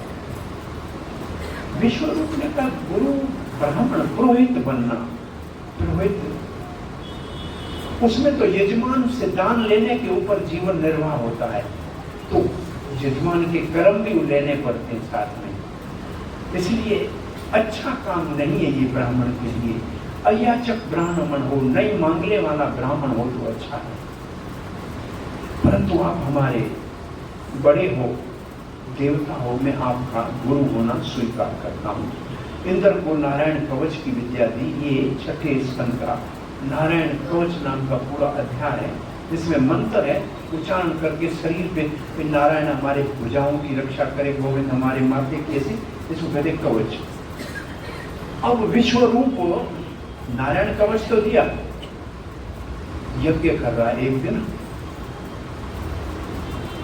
एक आहुति देवताओं को दे रहा है, दूसरी आहुति अपने नाना के कुल असुरों को दे रहा है। इंद्र ने देखा है पुरोहित हमारा और हमारे शत्रु के लिए भी पूजा कर रहा है, क्रोध आया, इंद्र ने उसके सर काट दिया विश्वरूप का। इंद्र को ब्राह्मण की हत्या का दोष लगा, इंद्र को ब्राह्मण हत्या का दोष लगा। इंद्र प्रार्थना करने लगा मैं ब्रह्म हत्या से बचूंगा कैसे। तो इंद्र से ब्रह्म हत्या का चौथा हिस्सा धरती ने ले लिया। इंद्र ने आशीर्वाद धरती को दिया, तुम्हारा कहीं भी खड्डे बन जाएंगे, समय के साथ भर जाएंगे, परंतु पाप का एक हिस्सा है, इसलिए बंजर जमीन होगी, कोई कुछ नहीं हो सकता वहां। एक चौथा हिस्सा ब्रह्म हत्या का इंद्र का वृक्षों ने लिया। डाली काटोगे वापस आ जाएगी, ये आशीर्वाद मिला, लेकिन उनसे रस जो टपकेगा वो ब्रह्म हत्या का। एक हिस्सा जल ने ले लिया, ब्रह्म हत्या के कारण जल में बुदबुदे हो जाते हैं, पीने जैसा नहीं होता है। और आशीर्वाद ये दिया कि दूध में डालो तो दूध के भाव से बिक जाओगे, और दाल में डालो तो 5 से 25 खा जाएंगे, बढ़ जाएगा। पानी कहीं भी डालो तो बढ़ ही जाएगा। चौथा ऐसा नारी ने इंद्र की ब्रह्म हत्या का पाप ले लिया मासिक धर्म के रूप में, और उनको आशीर्वाद इंद्र ने दिया कि आपके मन में काम भाव सदा बना रहेगा। और इंद्र फिर भी, इंद्र ने देखा अभी भी सफलता नहीं हो रही है। अब यह कथा को थोड़ा सा मोड़ देते हैं। वो जिसका बेटा मारा गया, जिसको गुरु बना के लाए थे पुरोहित बनाकर, उसके बाप ने एक यज्ञ किया। तुष्टा उसका नाम है, प्रजापति आदित्य है, आदित्य का पुत्र है, तो देवता है तुष्टा। उसने कहा मेरे बेटे को मार दिया, पुरोहित बना के ले गए थे, यज्ञ में आहुति डाली, इंद्र का शत्रु पैदा हो, इंद्र को मारने वाला उच्चारण करने वाले पुरोहित से गलती हो गई, उच्चारण हो गया जिसको इंद्र मारे। उस यज्ञ के कुंड से एक बड़ा राक्षस निकला, असुर निकला, असुर कहना चाहिए, राक्षस तो नहीं, बहुत बड़ा इतना भारी एक प्राणी निकला जो सब दिशाओं को ढक दिया। उसका नाम हो गया वृत्तासुर। वृत्त का मतलब आवृत करना, ढकना, वृत्तासुर। और ये अब असुरों का हो गया नायक, और देवताओं के ऊपर आक्रमण किया। इंद्र फिर हार गया। फिर गया भगवान के पास, अब क्या करूं, वृत्तासुर से कैसे जान छूटे। बोला दधीचि ऋषि है, उसकी हड्डियों से वज्र बनाओ और उस वज्र से आप वृत्तासुर का वध करो। इंद्र दधीचि के पास चला गया। अब किस यूपी में ही नैमिषारण्य के पास में है मिश्र तीर्थ, वहां दधीचि ऋषि रहा करते थे। इंद्र ने दधीचि को कहा आपकी हड्डियां दे दो, मरूंगा तब हड्डियां दूंगा, मरूं क्यों, बड़ा महात्मा हो, दया करो, भगवान ने भेजा है। इंद्र ने अपने शरीर के ऊपर दही लगाया, गाय ने शरीर को चाटा, अस्थियां मिली, उससे वज्र तैयार हुआ। अब अर्जुन के हाथ, अपने इंद्र के हाथ में वज्र था, सामने वृत्तासुर की सेना थी, असुरों की और देवताओं की, भारी युद्ध हो रहा था। उस युद्ध के बीच में वृत्तासुर और इंद्र में बातचीत होने लगी। इंद्र ने एक त्रिशूल मारा वृत्तासुर को, वृत्तासुर ने उस त्रिशूल को पकड़ के वापस इंद्र को मारा। इंद्र अपने हाथी से नीचे गिरा और उसके हाथ में वज्र था, वो भी नीचे गिरा। देवता हाहाकार करने लगे, अब क्या होगा, अब क्या होगा। वृत्तासुर ने कहा उठो उठो, डरो मत, अपना उठाओ, वज्र उठाओ, तुम आक्रमण करो मेरे ऊपर, मत डरो, वज्र फेंको, वज्र में नारायण ने तुम्हारे को दिया है, इसमें शक्ति है, निष्फल नहीं होगा, मेरे ऊपर वार करो। इंद्र देख रहा है कैसे वार करो। इतने बीच में वृत्तासुर को ऐसे लगा जैसे भगवान सामने खड़ा है। वो भगवान संकर्षण उसको कहने लगा, भगवान, पहले तो इंद्र को कहने लगा कि हमारे भगवान जिसको अपना मान लेते हैं उसको इस दुनिया के अंदर रहने के लिए, सुख देने के लिए इतने इच्छुक नहीं होते जितने अपने पास बुला के अपनी सेवा में सुखी करने के लिए तैयार होते हैं। इसलिए इंद्र, तुम इस दुनिया में राजा बन के सुख भोगो और मेरे को जल्दी मारो, मैं भगवान के पास जाना चाहता हूं, मुझे यहाँ जीने की इच्छा नहीं है। और इस बीच में ऐसे लगा जैसे भगवान उसके सामने खड़े हो। वृत्तासुर कहते हैं, भगवान, फिर मैं आपके दासों का दास, सेवकों का सेवक कब बनूंगा, कब मैं मन के से, कर्म से और वचन के आपकी सेवा करूंगा। मुझे तो भगवान ने कहा तुम्हें चाहिए क्यों, क्या चाहिए, क्यों सेवा करोगे, क्या चाहिए, स्वर्ग चाहिए, इंद्र का लोक नहीं चाहिए, ब्रह्मा का लोक चाहिए, सत्य लोक चाहिए, धरती का राज चाहिए, मुक्ति चाहिए। बोलो ना, मुझे कुछ नहीं चाहिए, न नाक पृष्ठम न सार्वभौमम, मुझे ध्रुवलोक नहीं चाहिए, मुझे मुक्ति नहीं चाहिए, भगवान आपका सानिध्य चाहिए। जैसे बिना पर का बच्चा अपनी मां का घोंसले में इंतजार करता है कि मेरे को दाना खिलाएगा, ऐसे भगवान मैं आपके आश्रम बैठा आपका प्रतीक्षा करूं, आप मुझे खिलाओ तब मैं खाऊं। फिर कहा नहीं, बच्चा बड़ा होगा तो पंख निकलेगा तो उड़ जाएगा, स्वयं अपना कोई प्रयास नहीं करता है, मां आके खिलाती है। कहता है उस बछड़े की तरह जो घर में बंधा हुआ है, छोटा, गाय चरने गई है जंगल में, बछड़ा प्रतीक्षा करता है मेरी माँ आएगी, मेरे को दूध पिलाएगी। गाय आती है, बछड़ा जाके गाय का दूध पीता है। ऐसे भगवान में उस बछड़े की तरह वो माँ के लिए जैसे प्रतीक्षा करता है, ऐसे मैं आपसे मिलने के लिए प्रतीक्षा करूं, आप मुझे अमृत पिलाएं और मैं उसको पीऊं। फिर विचार आया, बछड़ा घास खाने लग जाएगा तो माँ की ओर नहीं देखेगा। तब तीसरा उदाहरण देते हैं कि पतिव्रता स्त्री का पति परदेश गया है, एक रोज एक दिन गिनती है, कब आएगा, कब आएगा, कब आएगा। और जब पति आता है तो प्रेम से उसकी सेवा करते हैं। ऐसे भगवान, मैं उस पतिव्रता पत्नी की तरह दिन गिनता रहूं कि मुझे आप अपनी सेवा में कब लगाएंगे। फिर विचार आया कि मैं इसके लायक तो नहीं हूं कि भगवान आपसे मिलूं, इसलिए कहीं ना कहीं मुझे जन्म लेना पड़े तो जन्म जरूर देना, परंतु आपके भक्तों का संग देना, फिर मुझे संसार में मत फंसाना। इसको कहते हैं वृत्तासुर चतुर्श्लोक। ये 4 श्लोक वृत्तासुर के भक्ति का आधार है। ये कहने के बाद वृत्तासुर, इंद्र आगे नहीं बढ़ा, वृत्तासुर ने आक्रमण किया इंद्र के ऊपर। इंद्र ने वज्र से वृत्तासुर का एक हाथ काटा, दूसरे वज्र से दूसरा हाथ काटा। तब भी मुंह खोले कि वृत्तासुर ने इंद्र को निगल लिया पेट में, वज्र के साथ नारायण कवच पहना हुआ। वृत्तासुर के पेट में इंद्र चला गया। वृत्तासुर ध्यान में बैठे कि अब बड़ा काम हो गया, लेकिन इंद्र अंदर मरा नहीं, क्योंकि नारायण कवच पहना हुआ था, हाथ में वज्र था। वज्र से वृत्तासुर का पेट काट के इंद्र बाहर निकला। परीक्षित महाराज ने कहा, ये वृत्तासुर था कौन? इतनी भक्ति उसके अंदर भरी हुई थी। तो सुखदेव गोस्वामी कहते हैं,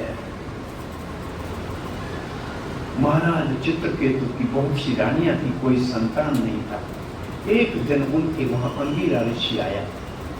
ऋषि तो भगवान की भक्ति सिखाने आया था। राजा ने कहा, संतान चाहिए महाराज, कृपा करके आशीर्वाद दीजिए। अंगीरा ने कहा, ठीक है, इसकी इच्छा पूरी करेंगे तो विश्वास हो जाएगा, विश्वास हो जाएगा तो फिर इसको भक्ति सिखा देंगे। कहा कि संतान तो होगा, लेकिन हर्ष शोक, सुख भी देगा दुख भी देगा, पर पहले पैदा तो हो, फिर दुख क्या देगा। आशीर्वाद से बालक, एक रानी ने बालक को जन्म दिया। जिस रानी ने बालक को जन्म दिया वो तो राजा को प्रिय रानी हो गई। अन्य रानियों को ईर्ष्या हुई, थोड़ा बच्चा बड़ा हुआ, उस बच्चे को विष दे के मार दिया। हाहाकार महल में मच गया, बच्चा मर गया। राजा का हाहाकार। नारद जी के साथ फिर वापस ऋषि आए। दोनों ऋषि आए, नारद और अंगीरा जो पहले आए थे। उन्होंने राजा को कहा, आप रो रहे हैं क्या? ये बच्चा जीवित हो जाएगा क्या? अच्छा, नारद ने कहा, ठीक है, मैं आज आपके बच्चे को अभी उठाता हूँ। नारद ने बच्चे की आत्मा को बुलाया, बोला, बेटा तेरा पिता रो रहा है, देखो। पिता उसको आलिंगन करता है, बेटा बेटा कहाँ चले गए? कहते, किसका बेटा? एक जन्म का तू मेरा पिता है, किसी जन्म में मैं तेरा पिता हुआ, अब मेरा इतने दिन यहाँ रहने का मेरा समय समाप्त हो गया। अब तो राजा को आश्चर्य लगा कि वो बच्चा बोल रहा है। इस प्रसंग को लेकर एक उदाहरण हम आपको सामान्य दे रहे हैं।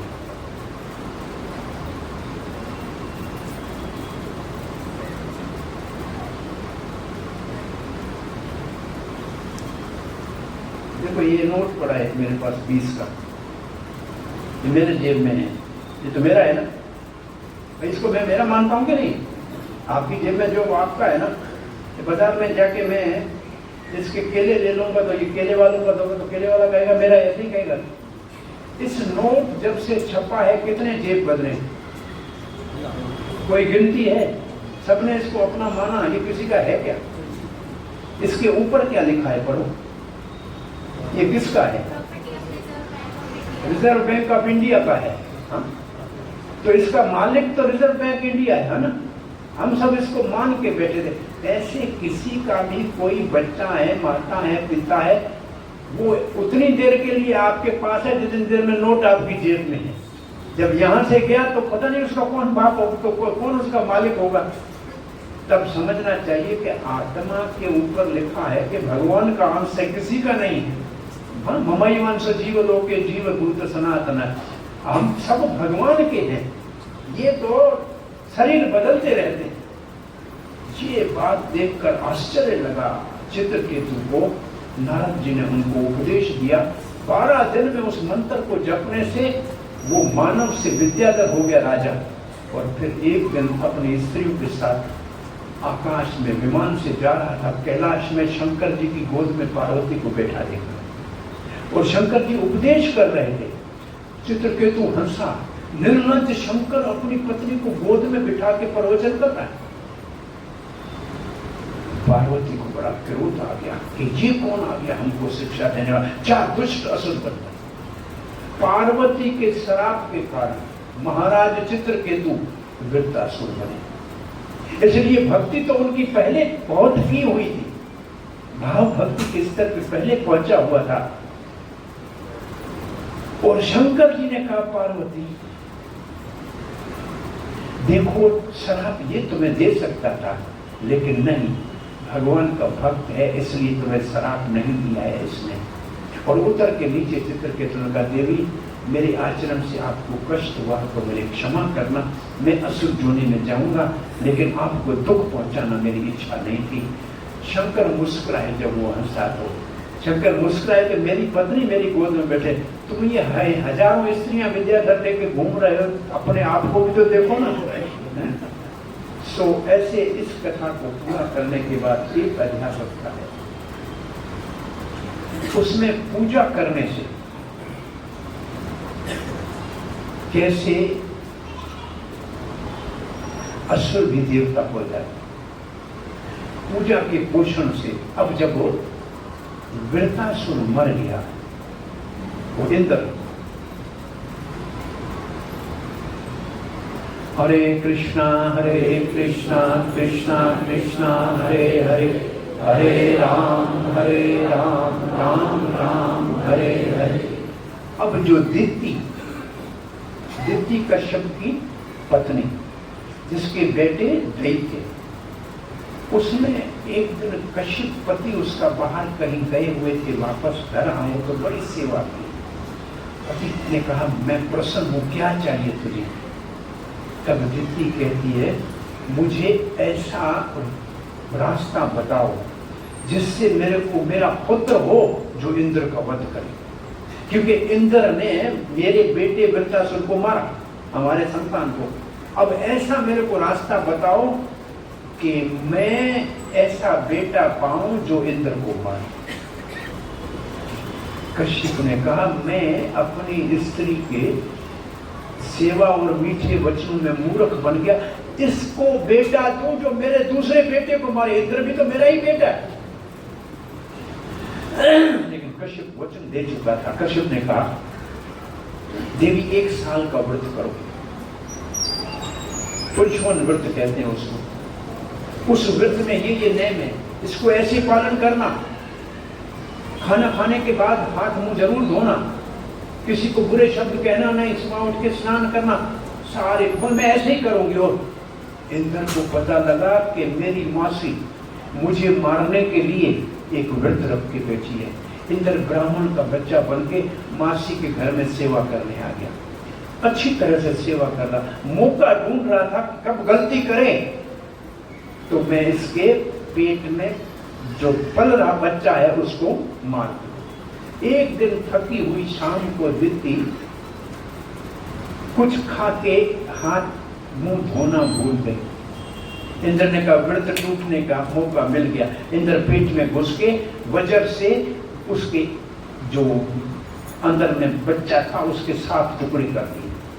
बच्चे ने कहा मारो मत मारो मत मारो मत। इंद्र ने फिर वज्र चलाया, 49 हो गए टुकड़े, एक के मरा ही नहीं। परीक्षित कहता है सुखदेव वज्र से नहीं मरे। परीक्षित मुस्कुरा के कहते हैं आप ब्रह्मास्त्र अस्त्र से नहीं मरे, आपकी जिसने रक्षा की उसने उनकी रक्षा की। 1 साल का व्रत था, इसलिए वो बच्चे जो है वज्र से नहीं मरे। 49 बच्चे पैदा हुए। तब इंद्र अपने रूप में आ गए। मां को कहा, दिति को कहा मौसी मैं इंद्र था, तुम्हारी गलती ढूंढ रहा था, मैंने तुम्हारे पुत्र को मारना चाहा लेकिन ये तो एक के 49 हो गए, अब इसको असुर मत बनाओ, तेरी पूजा से उत्पन्न हुए हैं, मेरे को दे दो, ये 49 मरुत गण मेरे पास रहेंगे। तो ऐसे पूजा करने से असुर के घर में दिति के पुत्र भी 49 देवता मरुत गण है। यह हमारा 6ठा स्कंद पूर्ण होती पे पहुंचता है। 7वां छोटा स्कंद है 15 अध्यायों का, जिसमें 5 अध्यायों में असुर व्यक्ति के कैसे लक्षण होते, 5 अध्यायों में देवताओं के कैसे देव पुरुष भले आदमी के कैसे लक्षण होते, और 5 अध्यायों में साधारण ब्राह्मण क्षत्रिय वैश्य शूद्र सन्यासी वानप्रस्थ ग्रस्त ब्रह्मचारी इनके कैसे लक्षण होते हैं। ये 3 विभाग में है। और 7वां पूरे का पूरा स्कंद हस्तिनापुर में राजमहल में नारद जी बोल रहे हैं, युधिष्ठिर महाराज सुन रहे हैं। पूरा स्कंद राजमहल में बोला हुआ है। बोलने वाला देवऋषि नारद है, एक महाभागवत है। सुनने वाला धर्मराज युधिष्ठिर दूसरा भागवत है। और जिसके विषय में कथा हो रही है वो प्रहलाद महाराज तीसरा भागवत है। तो 7वें स्कंद में विशेष रूप से भगवान का अवतार है नरसिंह देव भगवान।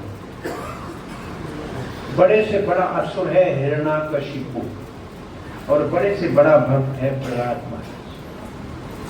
ये 7वें अध्याय का रूप है।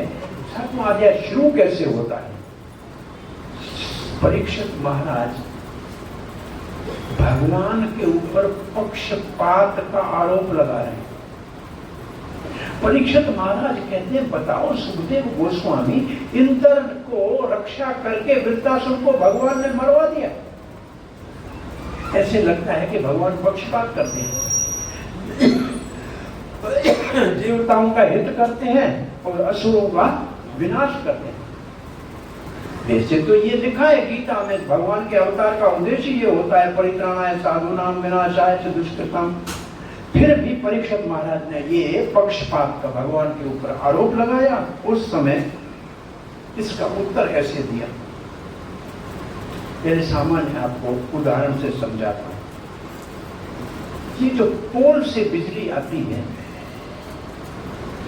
वो इन लाइटों में जा रही है, रोशनी आ रही है, पंखे में हवा दे रही है, माइक में आवाज को बढ़ा रही है, फ्रिज को ठंडा कर रही है, हीटर को गर्म कर रही है। इसमें बिजली का दोष है क्या? बिजली तो एक ही है ना। जैसा जैसा यंत्र वैसा वैसा उसका काम। इसमें बिजली का दोष तो नहीं है ना। ऐसे भगवान सबसे समान है, परंतु हमारे अंतःकरण का जैसा भाव वैसे भगवान हमारे साथ व्यवहार करते हैं। दूसरा उदाहरण समझ लो। पानी तो वही नहर का खेत में जाता है। आम का पेड़ में जाएगा तो मीठा आम का फल हो जाएगा, करेले की बेल में जाएगा तो कड़वा करेला हो जाएगा, नीम में जाए तो कड़वा नीम, नींबू में जाए तो खट्टा नींबू। तो क्या पानी का दोष है, क्या बीज का दोष है? ऐसे भगवान न देवताओं के पक्ष में है न असुरों के पक्ष में है। जैसा जैसा जिसका भाव भगवान उससे ऐसे ही व्यवहार करते हैं। ये गीता का बहुत प्रसिद्ध श्लोक है। ये यथा माम प्रपद्यन्ते तांस तथैव भजाम्यहम्। और फिर परीक्षित महाराज को सुखदेव गोस्वामी कहते हैं, ऐसा ही प्रश्न आपके पितामह युधिष्ठिर महाराज ने देवर्षि नारद से राजसूय यज्ञ के समय में पूछा था। जब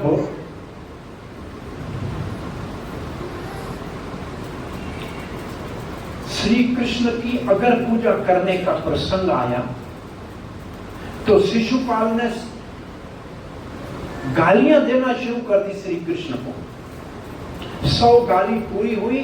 श्री कृष्ण ने सुदर्शन चक्र का आवाहन किया, शिशुपाल का गर्दन कटा। शिशुपाल की आत्मा सबके देखते देखते भगवान के चरणों में प्रवेश किया। युधिष्ठिर महाराज ने कहा, देवर्षि इतना पापी अपराधी भगवान का विरोधी, उसकी भी मुक्ति हो गई। आश्चर्य। तब देवर्षि नारद कहते हैं, युधिष्ठिर महाराज, वैकुंठ के 7वें द्वार पे खड़े हुए दो द्वारपाल जय और विजय एक बार लक्ष्मी देर से आई थी, अंदर जाने नहीं दिया। कहा हमारे स्वामी सो रहे हैं। लक्ष्मी ने कहा, स्वामी हमारे या तुम्हारे? रोक दिया। लक्ष्मी अंदर गई, कहा नारायण को, ये आपके उद्दंड सेवक हमको आने से रोक रहे हैं। नारायण ने कहा, देवी स्त्री के कारण इसको अगर मैं डांटूंगा तो अच्छा नहीं माना जाएगा, ठहरिए, कोई लीला करते हैं। और भगवान विष्णु के हाथ में थोड़ी खुजली हो रही थी कि बहुत दिन हुआ है किसी से लड़ाई नहीं की है, लेकिन मेरे से लड़ेगा कौन? कोई दुनिया वाला तो लड़ नहीं सकता है। तो भगवान की इसको इच्छा पूर्ति करने के लिए ब्रह्मा जी ने अपने 4 पुत्र सनक आदि ऋषियों को कहा कि पास में वैकुंठ है, कभी भगवान विष्णु का दर्शन करने चले जाना। ये 4 भाई 6 दरवाजे पार करके 7वें वैकुंठ के दरवाजे पे पहुंचे तो वो जो जय और विजय खड़े थे, उनके पास डंडे थे। वो डंडे बीच में लगाए, अंदर मत जाओ, छोटे बच्चे नंगे पतंगे कहां अंदर जा रहे? ऋषि को क्रोध आ गया, वैकुंठ के अंदर जाने से मना करते हो? यहां तक आने वाला अंदर नहीं जा सकता? जाओ, असुर बन जाओ। शराब दे दी, क्रोध भी आ गया। हाँ, एक बार कथा करने वाला शरीर छूटा, वैकुंठ के दरवाजे तक पहुंचा, अंदर जाने न दे। बोला मैं 100 कथाएं की, हजारों लोगों को उपदेश किया, मेरे लिए दरवाजा क्यों नहीं खोलते? बोलो नहीं जा सकते, बैठ जाओ। थोड़ी देर के बाद एक बद्री का आश्रम की हरिद्वार से बद्रीनाथ जाने वाले बस का ड्राइवर था, वो मर गया। वो आया वैकुंठ के दरवाजे के पास, दरवाजा खुल गया, वो अंदर चला गया। ये ब्राह्मण उठ के कहा, महाराज मैं कथा करता था, मेरे लिए वैकुंठ का दरवाजा नहीं खुल रहा है। कौन था जिसको अंदर जाने दिया? बोला बस का ड्राइवर था। बोला बस के ड्राइवर वैकुंठ में जा सकते हैं और कथा वाले नहीं जा सकते? बोला सुनू तो सही, आगे क्या लिखा है। इतनी रफ बस चलाता था, सारे रास्ते में 12 घंटे लोग हरे कृष्णा कृष्णा कृष्णा हरे हरे, हरे राम राम राम हरे हरे। लाखों लोगों को इसने भगवान का नाम जपाया। महाराज तेरी कथा में आधे सोते थे। तुमसे तो बस ड्राइवर अच्छा है, तुम लोगों को भगवान का नाम तो जपाए। नहीं, तो वैकुंठ का दरवाजा किसके लिए खोलता है कुछ समझ में नहीं आई। और इतनी देर में शराब दिया तो अंदर से भगवान नारायण लक्ष्मी के पास बैठे थे, सामने गरुड़ खड़ा था, चप्पल सामने पड़े थे, उसके विश्व के सेवक खड़ा था। किसी को नहीं पूछा, भागते हुए दरवाजे पे आ गए। वो आते ही कहा, ब्राह्मण आपके स्वागत करने में मुझे देर हो गई, क्षमा करना, आपने अच्छा किया। इन उद्दंड सेवकों को, मेरे सेवकों को दंड दिया, मुझे ये स्वीकार है। स्वामी सेवक की गलती स्वामी की गलती मानी जाती है, आपने अच्छा किया। परंतु भगवान के चरण में लगी हुई तुलसी और जो चंदन था उसकी सुगंध कुमारों की नासिका में गई। कुमार आनंद में भगवान के भक्त बन गए। पहले ज्ञानी थे, आज भक्त बन गए। कहने लगे भगवान नहीं नहीं हमसे गलती हो गई, आपके द्वारपालों को हमने श्राप दे दिया। भगवान ने कहा चिंता मत करो, इनको धरती के ऊपर 3 बार असुर बन के जाना पड़ेगा, मैं स्वयं इनको लेने के लिए जाऊंगा। तो वो 2 द्वारपाल वैकुंठ वाले पहले दिति के बेटे हिरण्याकश और हिरण्याकशिपु बने। तो हिरण्याकश का वध किया वारादेव ने, और हिरण्याकशिपु अपनी ही मां को, अपने भाई की पत्नी को उपदेश दे रहा था। देखो संसार में जो आया है ऐसे है जैसे पानी के तालाब में हवा का झोंका हो, कचरा एक जगह इकट्ठा हो जाए, दूसरे झोंके से बिखर जाए। ऐसे परिवार में भी सब कर्मों के कारण इकट्ठे होते हैं, समय के साथ सब अलग अलग हो जाते हैं, सदा तो साथ नहीं रह सकते। ऐसे आप चिंता मत करो, इस दुनिया में जो आया है उसको मरना है। उपदेश दे रहा था, परंतु उपदेश अच्छा दिया और स्वयं अमर होने के लिए तपस्या करने के लिए चला गया। तो ये 5 अध्यायों में इन असुरों की उत्पत्ति का वर्णन है। अब हिरण्याकशिपु की पत्नी का नाम है कयाधु, उसके छोटे बेटे का नाम, अभी वो गर्भ में था, नाम तो अभी कर्ण हुआ ही नहीं था। हिरण्याकशिपु तपस्या करने चला गया था, उग्र तपस्या कर रहा था। कयाधु को इंद्र ने अपहरण कर दिया, गर्भवती थी कयाधु। नारद ने कहा, हे देवराज इंद्र, एक स्त्री दूसरा गर्भवती, उसको कहां ले जा रहे हो? तो महाराज हिरण्याकशिपु की पत्नी है, इसके गर्भ में उसका अंश है, हम इसको जन्म लेते ही मार देंगे।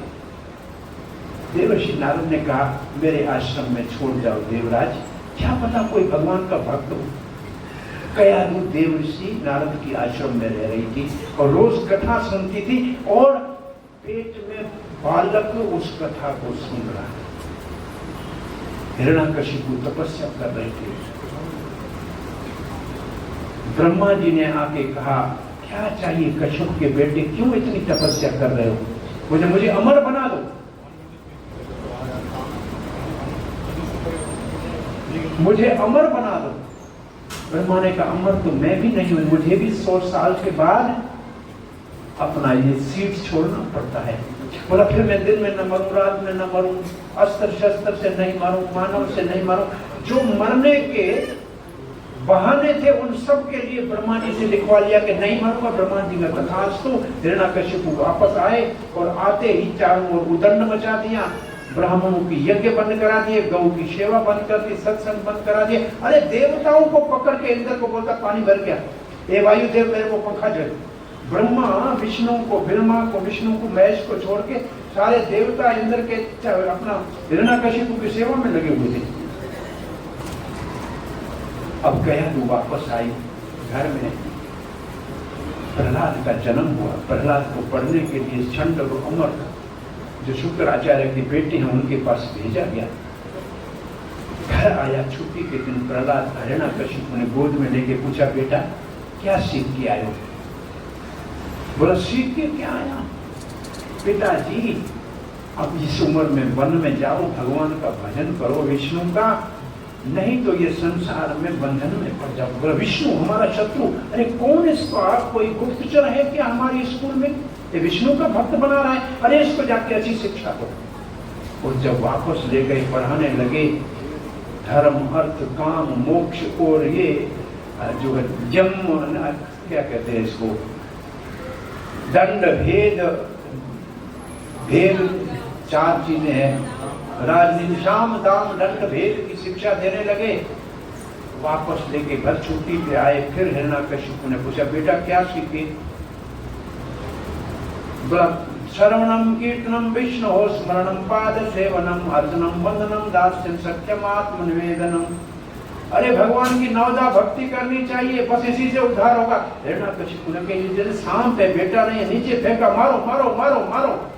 मारने के प्रयास किए गए, पर्वत के नीचे फेंका, हाथी के पांव के नीचे आग में जलाने के, मरा ही नहीं। हिरण्यकशिपु ने मरता नहीं है, मेरे मरने का कारण कहीं बन न जाए। ठंडा और अमर करने का महाराज चिंता मत करो, हमको तो ले जाते हैं, हमारे गुरुजी आएंगे, इनको शिक्षा दे देंगे। घर ले गए वहां प्रहलाद को, ये खाना खाने गए अपने भोजन में, इंटरवल में। प्रहलाद ने बच्चों को उठा करके कहा अरे बचपन से ही भगवान की भक्ति करनी चाहिए, ये दुर्लभ मानव जन्म में भक्तों का संग मिले, भगवान की भक्ति मिले तो उसको करने में देर नहीं करनी चाहिए। नहीं तो 100 साल आदमी जीता है, 30 साल तो नींद में चले जाते हैं, 5 साल बचपन में चले गए, बुढ़ापे के 10 साल बेकार चले गए। और आजकल तो लाइनों में 4-5 साल तो लाइनों में और ट्रैफिक जाम में 8 साल चले जाते हैं। तो बचे कितने साल तुम्हारे को, उसमें भगवान का भजन नहीं करोगे तो करोगे क्या? ये प्रहलाद की शिक्षा सुनकर उन्होंने कहा ये कहां से पढ़ के आए हो? अरे हमको तो ये सिखाया नहीं है, गुरु ने कहां से पढ़ के आए? प्रहलाद ने कहा मेरा गुरु नारायण का शिष्य नारद है। जब मैं मेरी मां के गर्भ में था तो मैंने सारे भक्ति के शिक्षा, भक्ति की सारी शिक्षा मैं देव ऋषि नारद से शिक्षा ग्रहण की है। और मेरे असुर बाल को भगवान की भक्ति करके अपना उद्धार कर लो। और तो एक बात पहले शिक्षा की,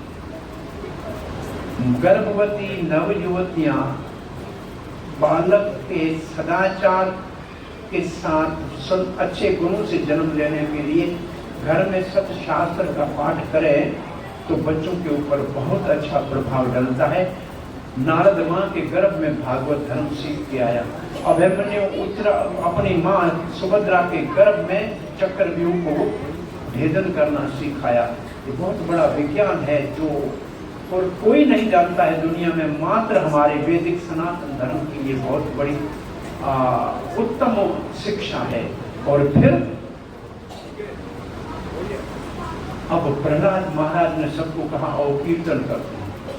और जैसे वो नारायण गोविंद गोपाल का कीर्तन करने लगे, छंद और अमर करने अपना भोजन छोड़ दिया। बोला पहले एक खराब था, पूरा स्कूल खराब कर दिया, अब सब बिगड़ गए। वहां आए उन लोग वो कीर्तन नहीं कर रहे थे, छंद और अमर नहीं कर रहे थे, बाकी सब लड़के नाच रहे थे। जो जितनी लाइट है सब जल रही है, बिजली सबको आ रही है, लेकिन जो जिसका बल्ब ठीक है, वो जल रहा है, इसमें एक आदि का बल्ब फ्यूज हो तो देखो वो अच्छी नहीं लगेगी ना। बल्ब भले 1000 वाल्ट का है लेकिन अंदर फ्यूज है तो बिजली आने से जलेगा? नहीं जलेगा ना। ऐसे ही भगवान की कृपा सबके ऊपर बरस रही है, जिसका बल्ब फ्यूज है वो नहीं जले। भले 1000 वोल्ट का है, लाइन में आ रहा है, लेकिन फ्यूज है तो किसी काम का नहीं। षंड और अमृत दोनों ने प्रहलाद को दोनों हाथों से पकड़ा, सीधा लाके हिरण्यकशिपु के सामने फेंका। बोला महाराज हमारे बस का नहीं है। अरे अकेला नहीं, पूरी स्कूल को खराब कर दिया है। हिरण्यकशिपु को क्रोध आया कि किसके बल के ऊपर तुम उदंड हो गए हो? बोला जहां से आपका बल आता है वहां से मेरा बल आता है। अरे कहाँ है तेरा विष्णु? बोला कहाँ नहीं है, सब जगह है। बोला कि इस खंभे में है? तो सब जगह है तो खंभे में भी है, खंभा भी तो है, सब जगह से बाहर थोड़ी है। एक बात लोग कहते हैं आपको कभी कहा, मूर्ति पे भगवान कहाँ रखा है? भगवान तो सब जगह है। अरे भाई भगवान सब जगह है तो क्या मूर्ति को छोड़ के बाकी सब जगह है क्या? भाई सब जगह है तो मूर्ति में भी तो होगा ना, मूर्ति सब जगह से बाहर तो नहीं है ना। फिर हम सीधा प्रश्न पूछते, सब जगह है बराबर, पृथ्वी में पानी सब जगह है ना भाई, बोर करोगे तो पानी मिलेगा ना। आप रास्ते में जा रहे हो, आपको प्यास लगी है, फिर क्या उधर बोर करोगे, कुआं खोदोगे? अरे जहां नल लगा होगा वहां से पियोगे ना। तो भगवान सब जगह बराबर है, जैसे धरती के नीचे पानी सब जगह है, लेकिन जहां ये नल लगे हुए हैं भगवान के, वहीं से आपकी प्यास बुझेगी, सब जगह से नहीं बुझेगी। तो सीधा सा है, तो सब जगह है तो यहां भी है कि नहीं है?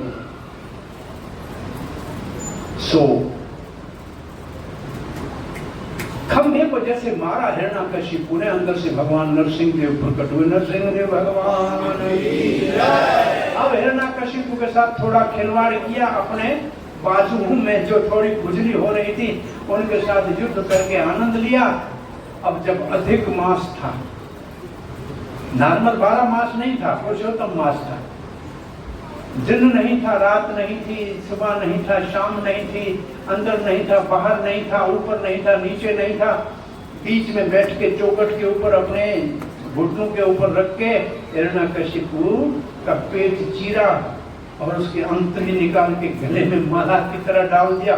क्रोध में नरसिंह देव ऐसे हो गए, सब थर थर कांपने लगे।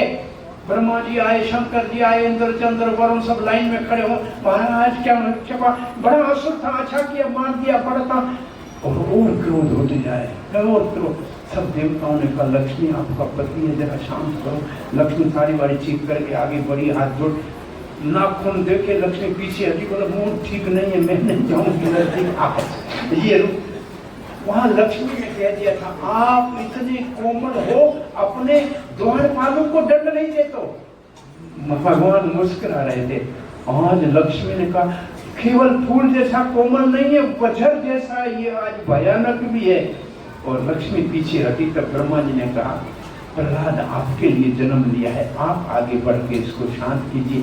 प्रहलाद ने प्रणाम किया, उठा के गोद में नरसिंह देव उसको चाटने लगे। बोला बेटा मेरे आने में देर हो गई, मुझे क्षमा करना, आपने मेरे लिए बहुत कष्ट सहे। और प्रहलाद को चाटते समय नरसिंह देव के मन में एक भाव आया कि बच्चे को गोद में लेके माता पिता को तो बहुत सुख मिलता है, परंतु बच्चे को जो सुख मिलता है माता पिता से 1000 गुना ज्यादा होता है। उतरना नहीं जाता है गोद से, हम उतारते हैं। इसका अर्थ है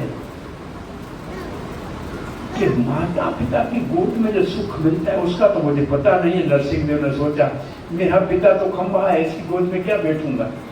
तब नरसिंह देव ने कहा अब जब अवतार लेना होगा, धरती के ऊपर हमारे शुद्ध भक्तों को माता पिता के रूप में भेजेंगे, फिर उनके बेटे बन के उनका सुख लेंगे। नरसिंह देव के बाद रामचंद्र के अवतार में 3-3 माताओं के गोद में खेल के आनंद लिया। तो ये आगे भगवान के भावों को आगे बढ़ाते हुए बात करेंगे।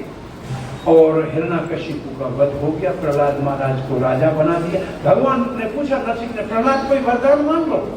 बोला महाराज पूजा करके उसके बदले में वरदान मांगे, ये तो व्यापारी हो गया, मुझे कुछ नहीं चाहिए।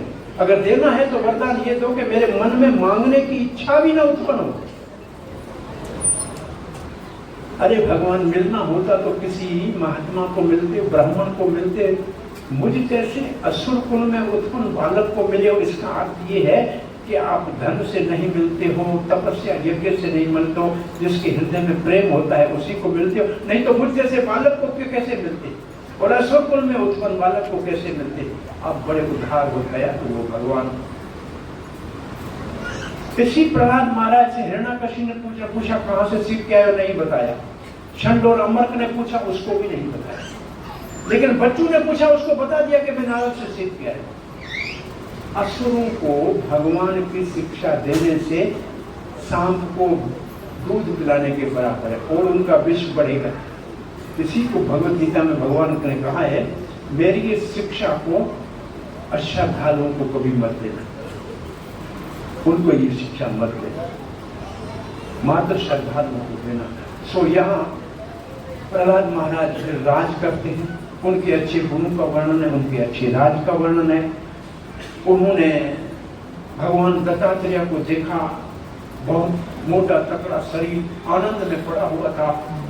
नारद ने कहा, इतने मोटे तकड़े हो, कुछ करते नहीं हो, कहां से कमाते हो, कैसे खाते हो? तो भगवान दत्तात्रेय हंस के प्रहलाद को कहे, आप भागवत पुरुष को जानते हो, आनंद बाहर की चीजों में नहीं है, आनंद आपके अंदर में है। उस आनंद को बाहर निकालना आना चाहिए। और तब प्रहलाद के मन में आया कि ऐसा आनंद मैं कैसे प्राप्त कर सकता हूं, जैसे कि महाराज भगवान आनंद में बैठे हुए। ये देखकर युधिष्ठिर महाराज ने प्रश्न पूछा है कि नारद, देवऋषि नारद, हम गृहस्थी हैं, हमारा मन संसार में फंसा होता है, हम कैसे आनंद से भगवान की भक्ति कर सकते हैं? तो देवऋषि नारद ने कहा, गृहस्थियों के लिए सबसे आसान, सरल, श्रेष्ठ उपाय है भगवान वासुदेव के अवतार की कथाओं को सुनो। ये जो आप काम कर रहे हो, कथा सुन रहे हो, ये गृहस्थियों का पहला धर्म। दूसरा कहा, जब समय मिले और सुविधा हो तो तीर्थ यात्राओं पे जाना चाहिए, चाहे हरिद्वार जाए या जगन्नाथपुरी जाए। 7 पुरियां हैं, 4 धाम हैं, 4 सरोवर हैं, ये सब धर्म के स्थान है, वहां तीर्थ यात्रा में जाना चाहिए। फिर लिखा है,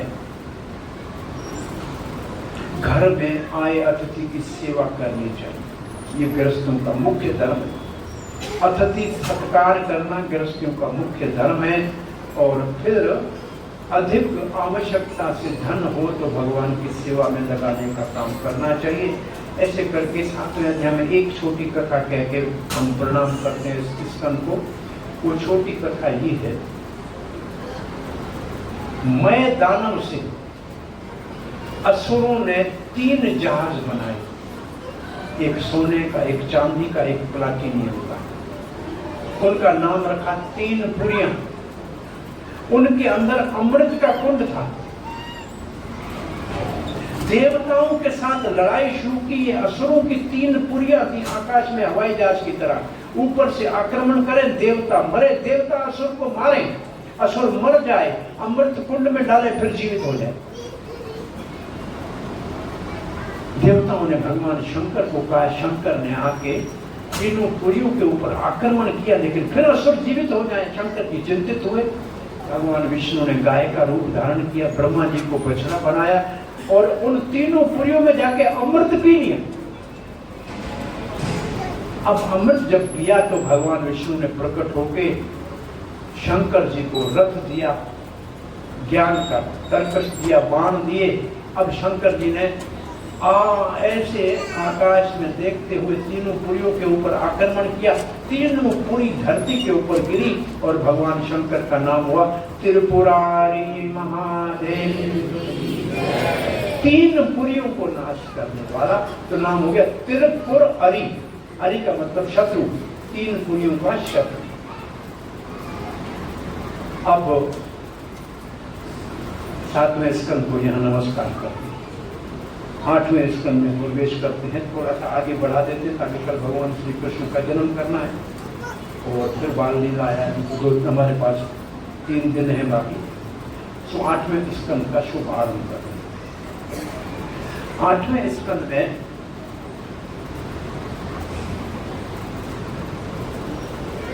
संभवतः 24 अध्याय है।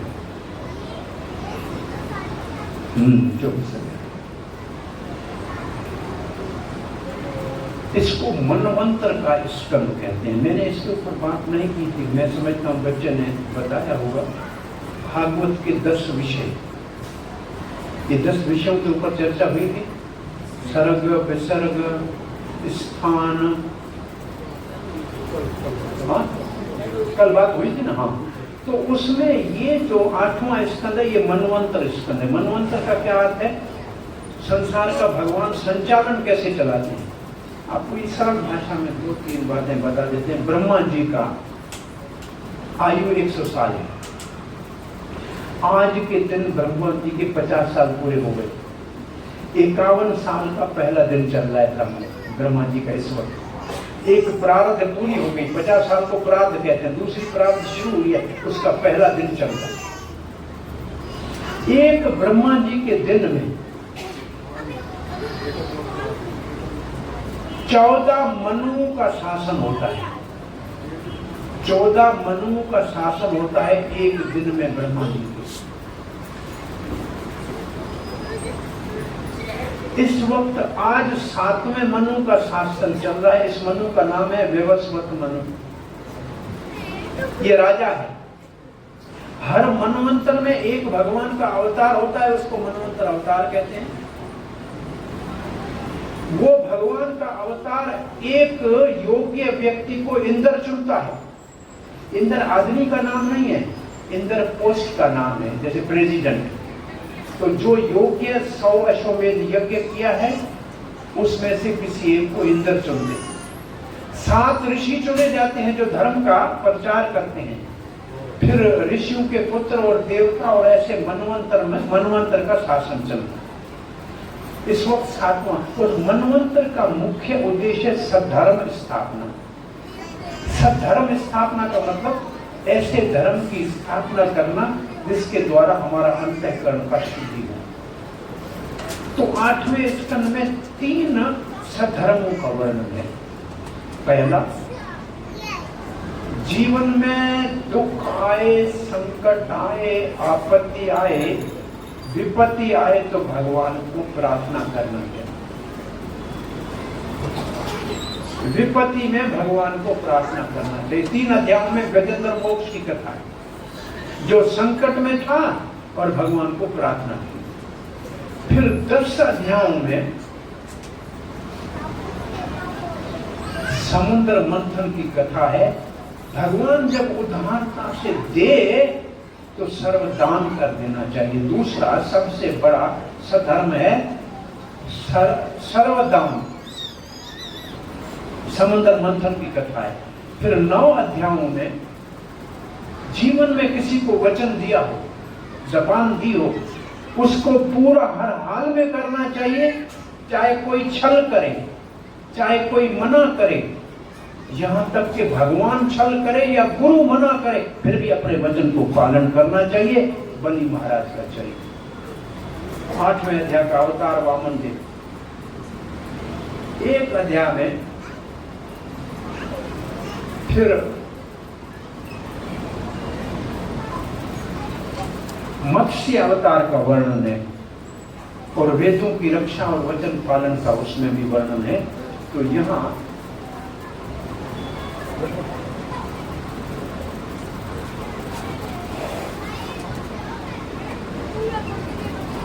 मनवंतर अवतार का हम पहला प्रसंग शुरू करते हैं।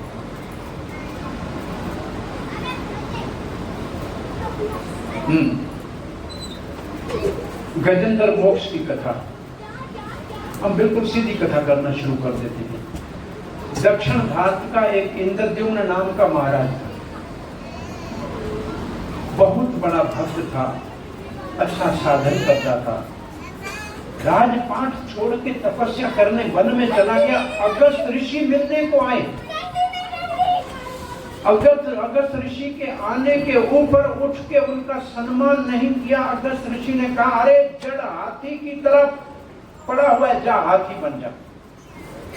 सो अगस्त मुनि के अपराध के कारण वो इंद्रदम्न महाराज हाथी बने। भगवान तो नहीं मिले, लेकिन भोग बहुत मिला, क्योंकि सब भक्ति तो की थी ना। भोग इतना मिला कि वो इंद्र गजराज बने और स्वर्ग में जो सरोवर है अपनी हथनियों के साथ, बच्चों के साथ सरोवर में विहार करता था। त्रिकूट पर्वत के तलहटी में सरोवर में कृपा। और उस सरोवर में एक मगरमच्छ था जिसने इस गजेंद्र का पांव पकड़ लिया। अब हथनियों ने प्रयास किया, बच्चों ने प्रयास किया, कोई छुड़ा न पाया। हाथी तो धरती का पशु है, उसका बल कम होने लगा, और मगरमच्छ जलचर है, उसका बल बढ़ रहा था। अब हाथी ने कोई सहारा नहीं देखा तो प्रार्थना की भगवान को। जो इंद्रद्युम्न राजा के समय प्रार्थना करता था वो याद थी उसको, और उसने भगवान की प्रार्थना की, हे गोविंद। गो शब्द कहा तब तो धरती पे, बिंद शब्द से पहले भगवान नारायण वहां से गरुड़ के ऊपर प्रकट हो गए। आते ही दोनों को खींच के बाहर निकाला, हाथी को और मगरमच्छ को, और चक्कर को चलाया। मगरमच्छ का गर्दन कटा। मगरमच्छ के शरीर से एक देवता निकला। हाथी ने कहा, प्रार्थना मैंने कहा, परेशानी में मैं मुक्त तो वो हो गया। भगवान ने कहा, मेरे भक्त का कोई पांव भी पकड़ ले तो उसका भी उद्धार हो जाता है। बोला, ये मगरमच्छ कौन था? बोला, हूहू नाम का एक गंधर्व था। वो असित ऋषि नहा रहे थे। ऋषि ये डुबकी मार के उसको पांव को पकड़ करके खींच रहा था। ऋषि ने कहा, जब मगरमच्छ बन रहा है ऐसे करते हो। महाराज क्षमा करो, गलती हो गई। बोला, अब जब गज का उद्धार होगा तब तेरा उद्धार होगा।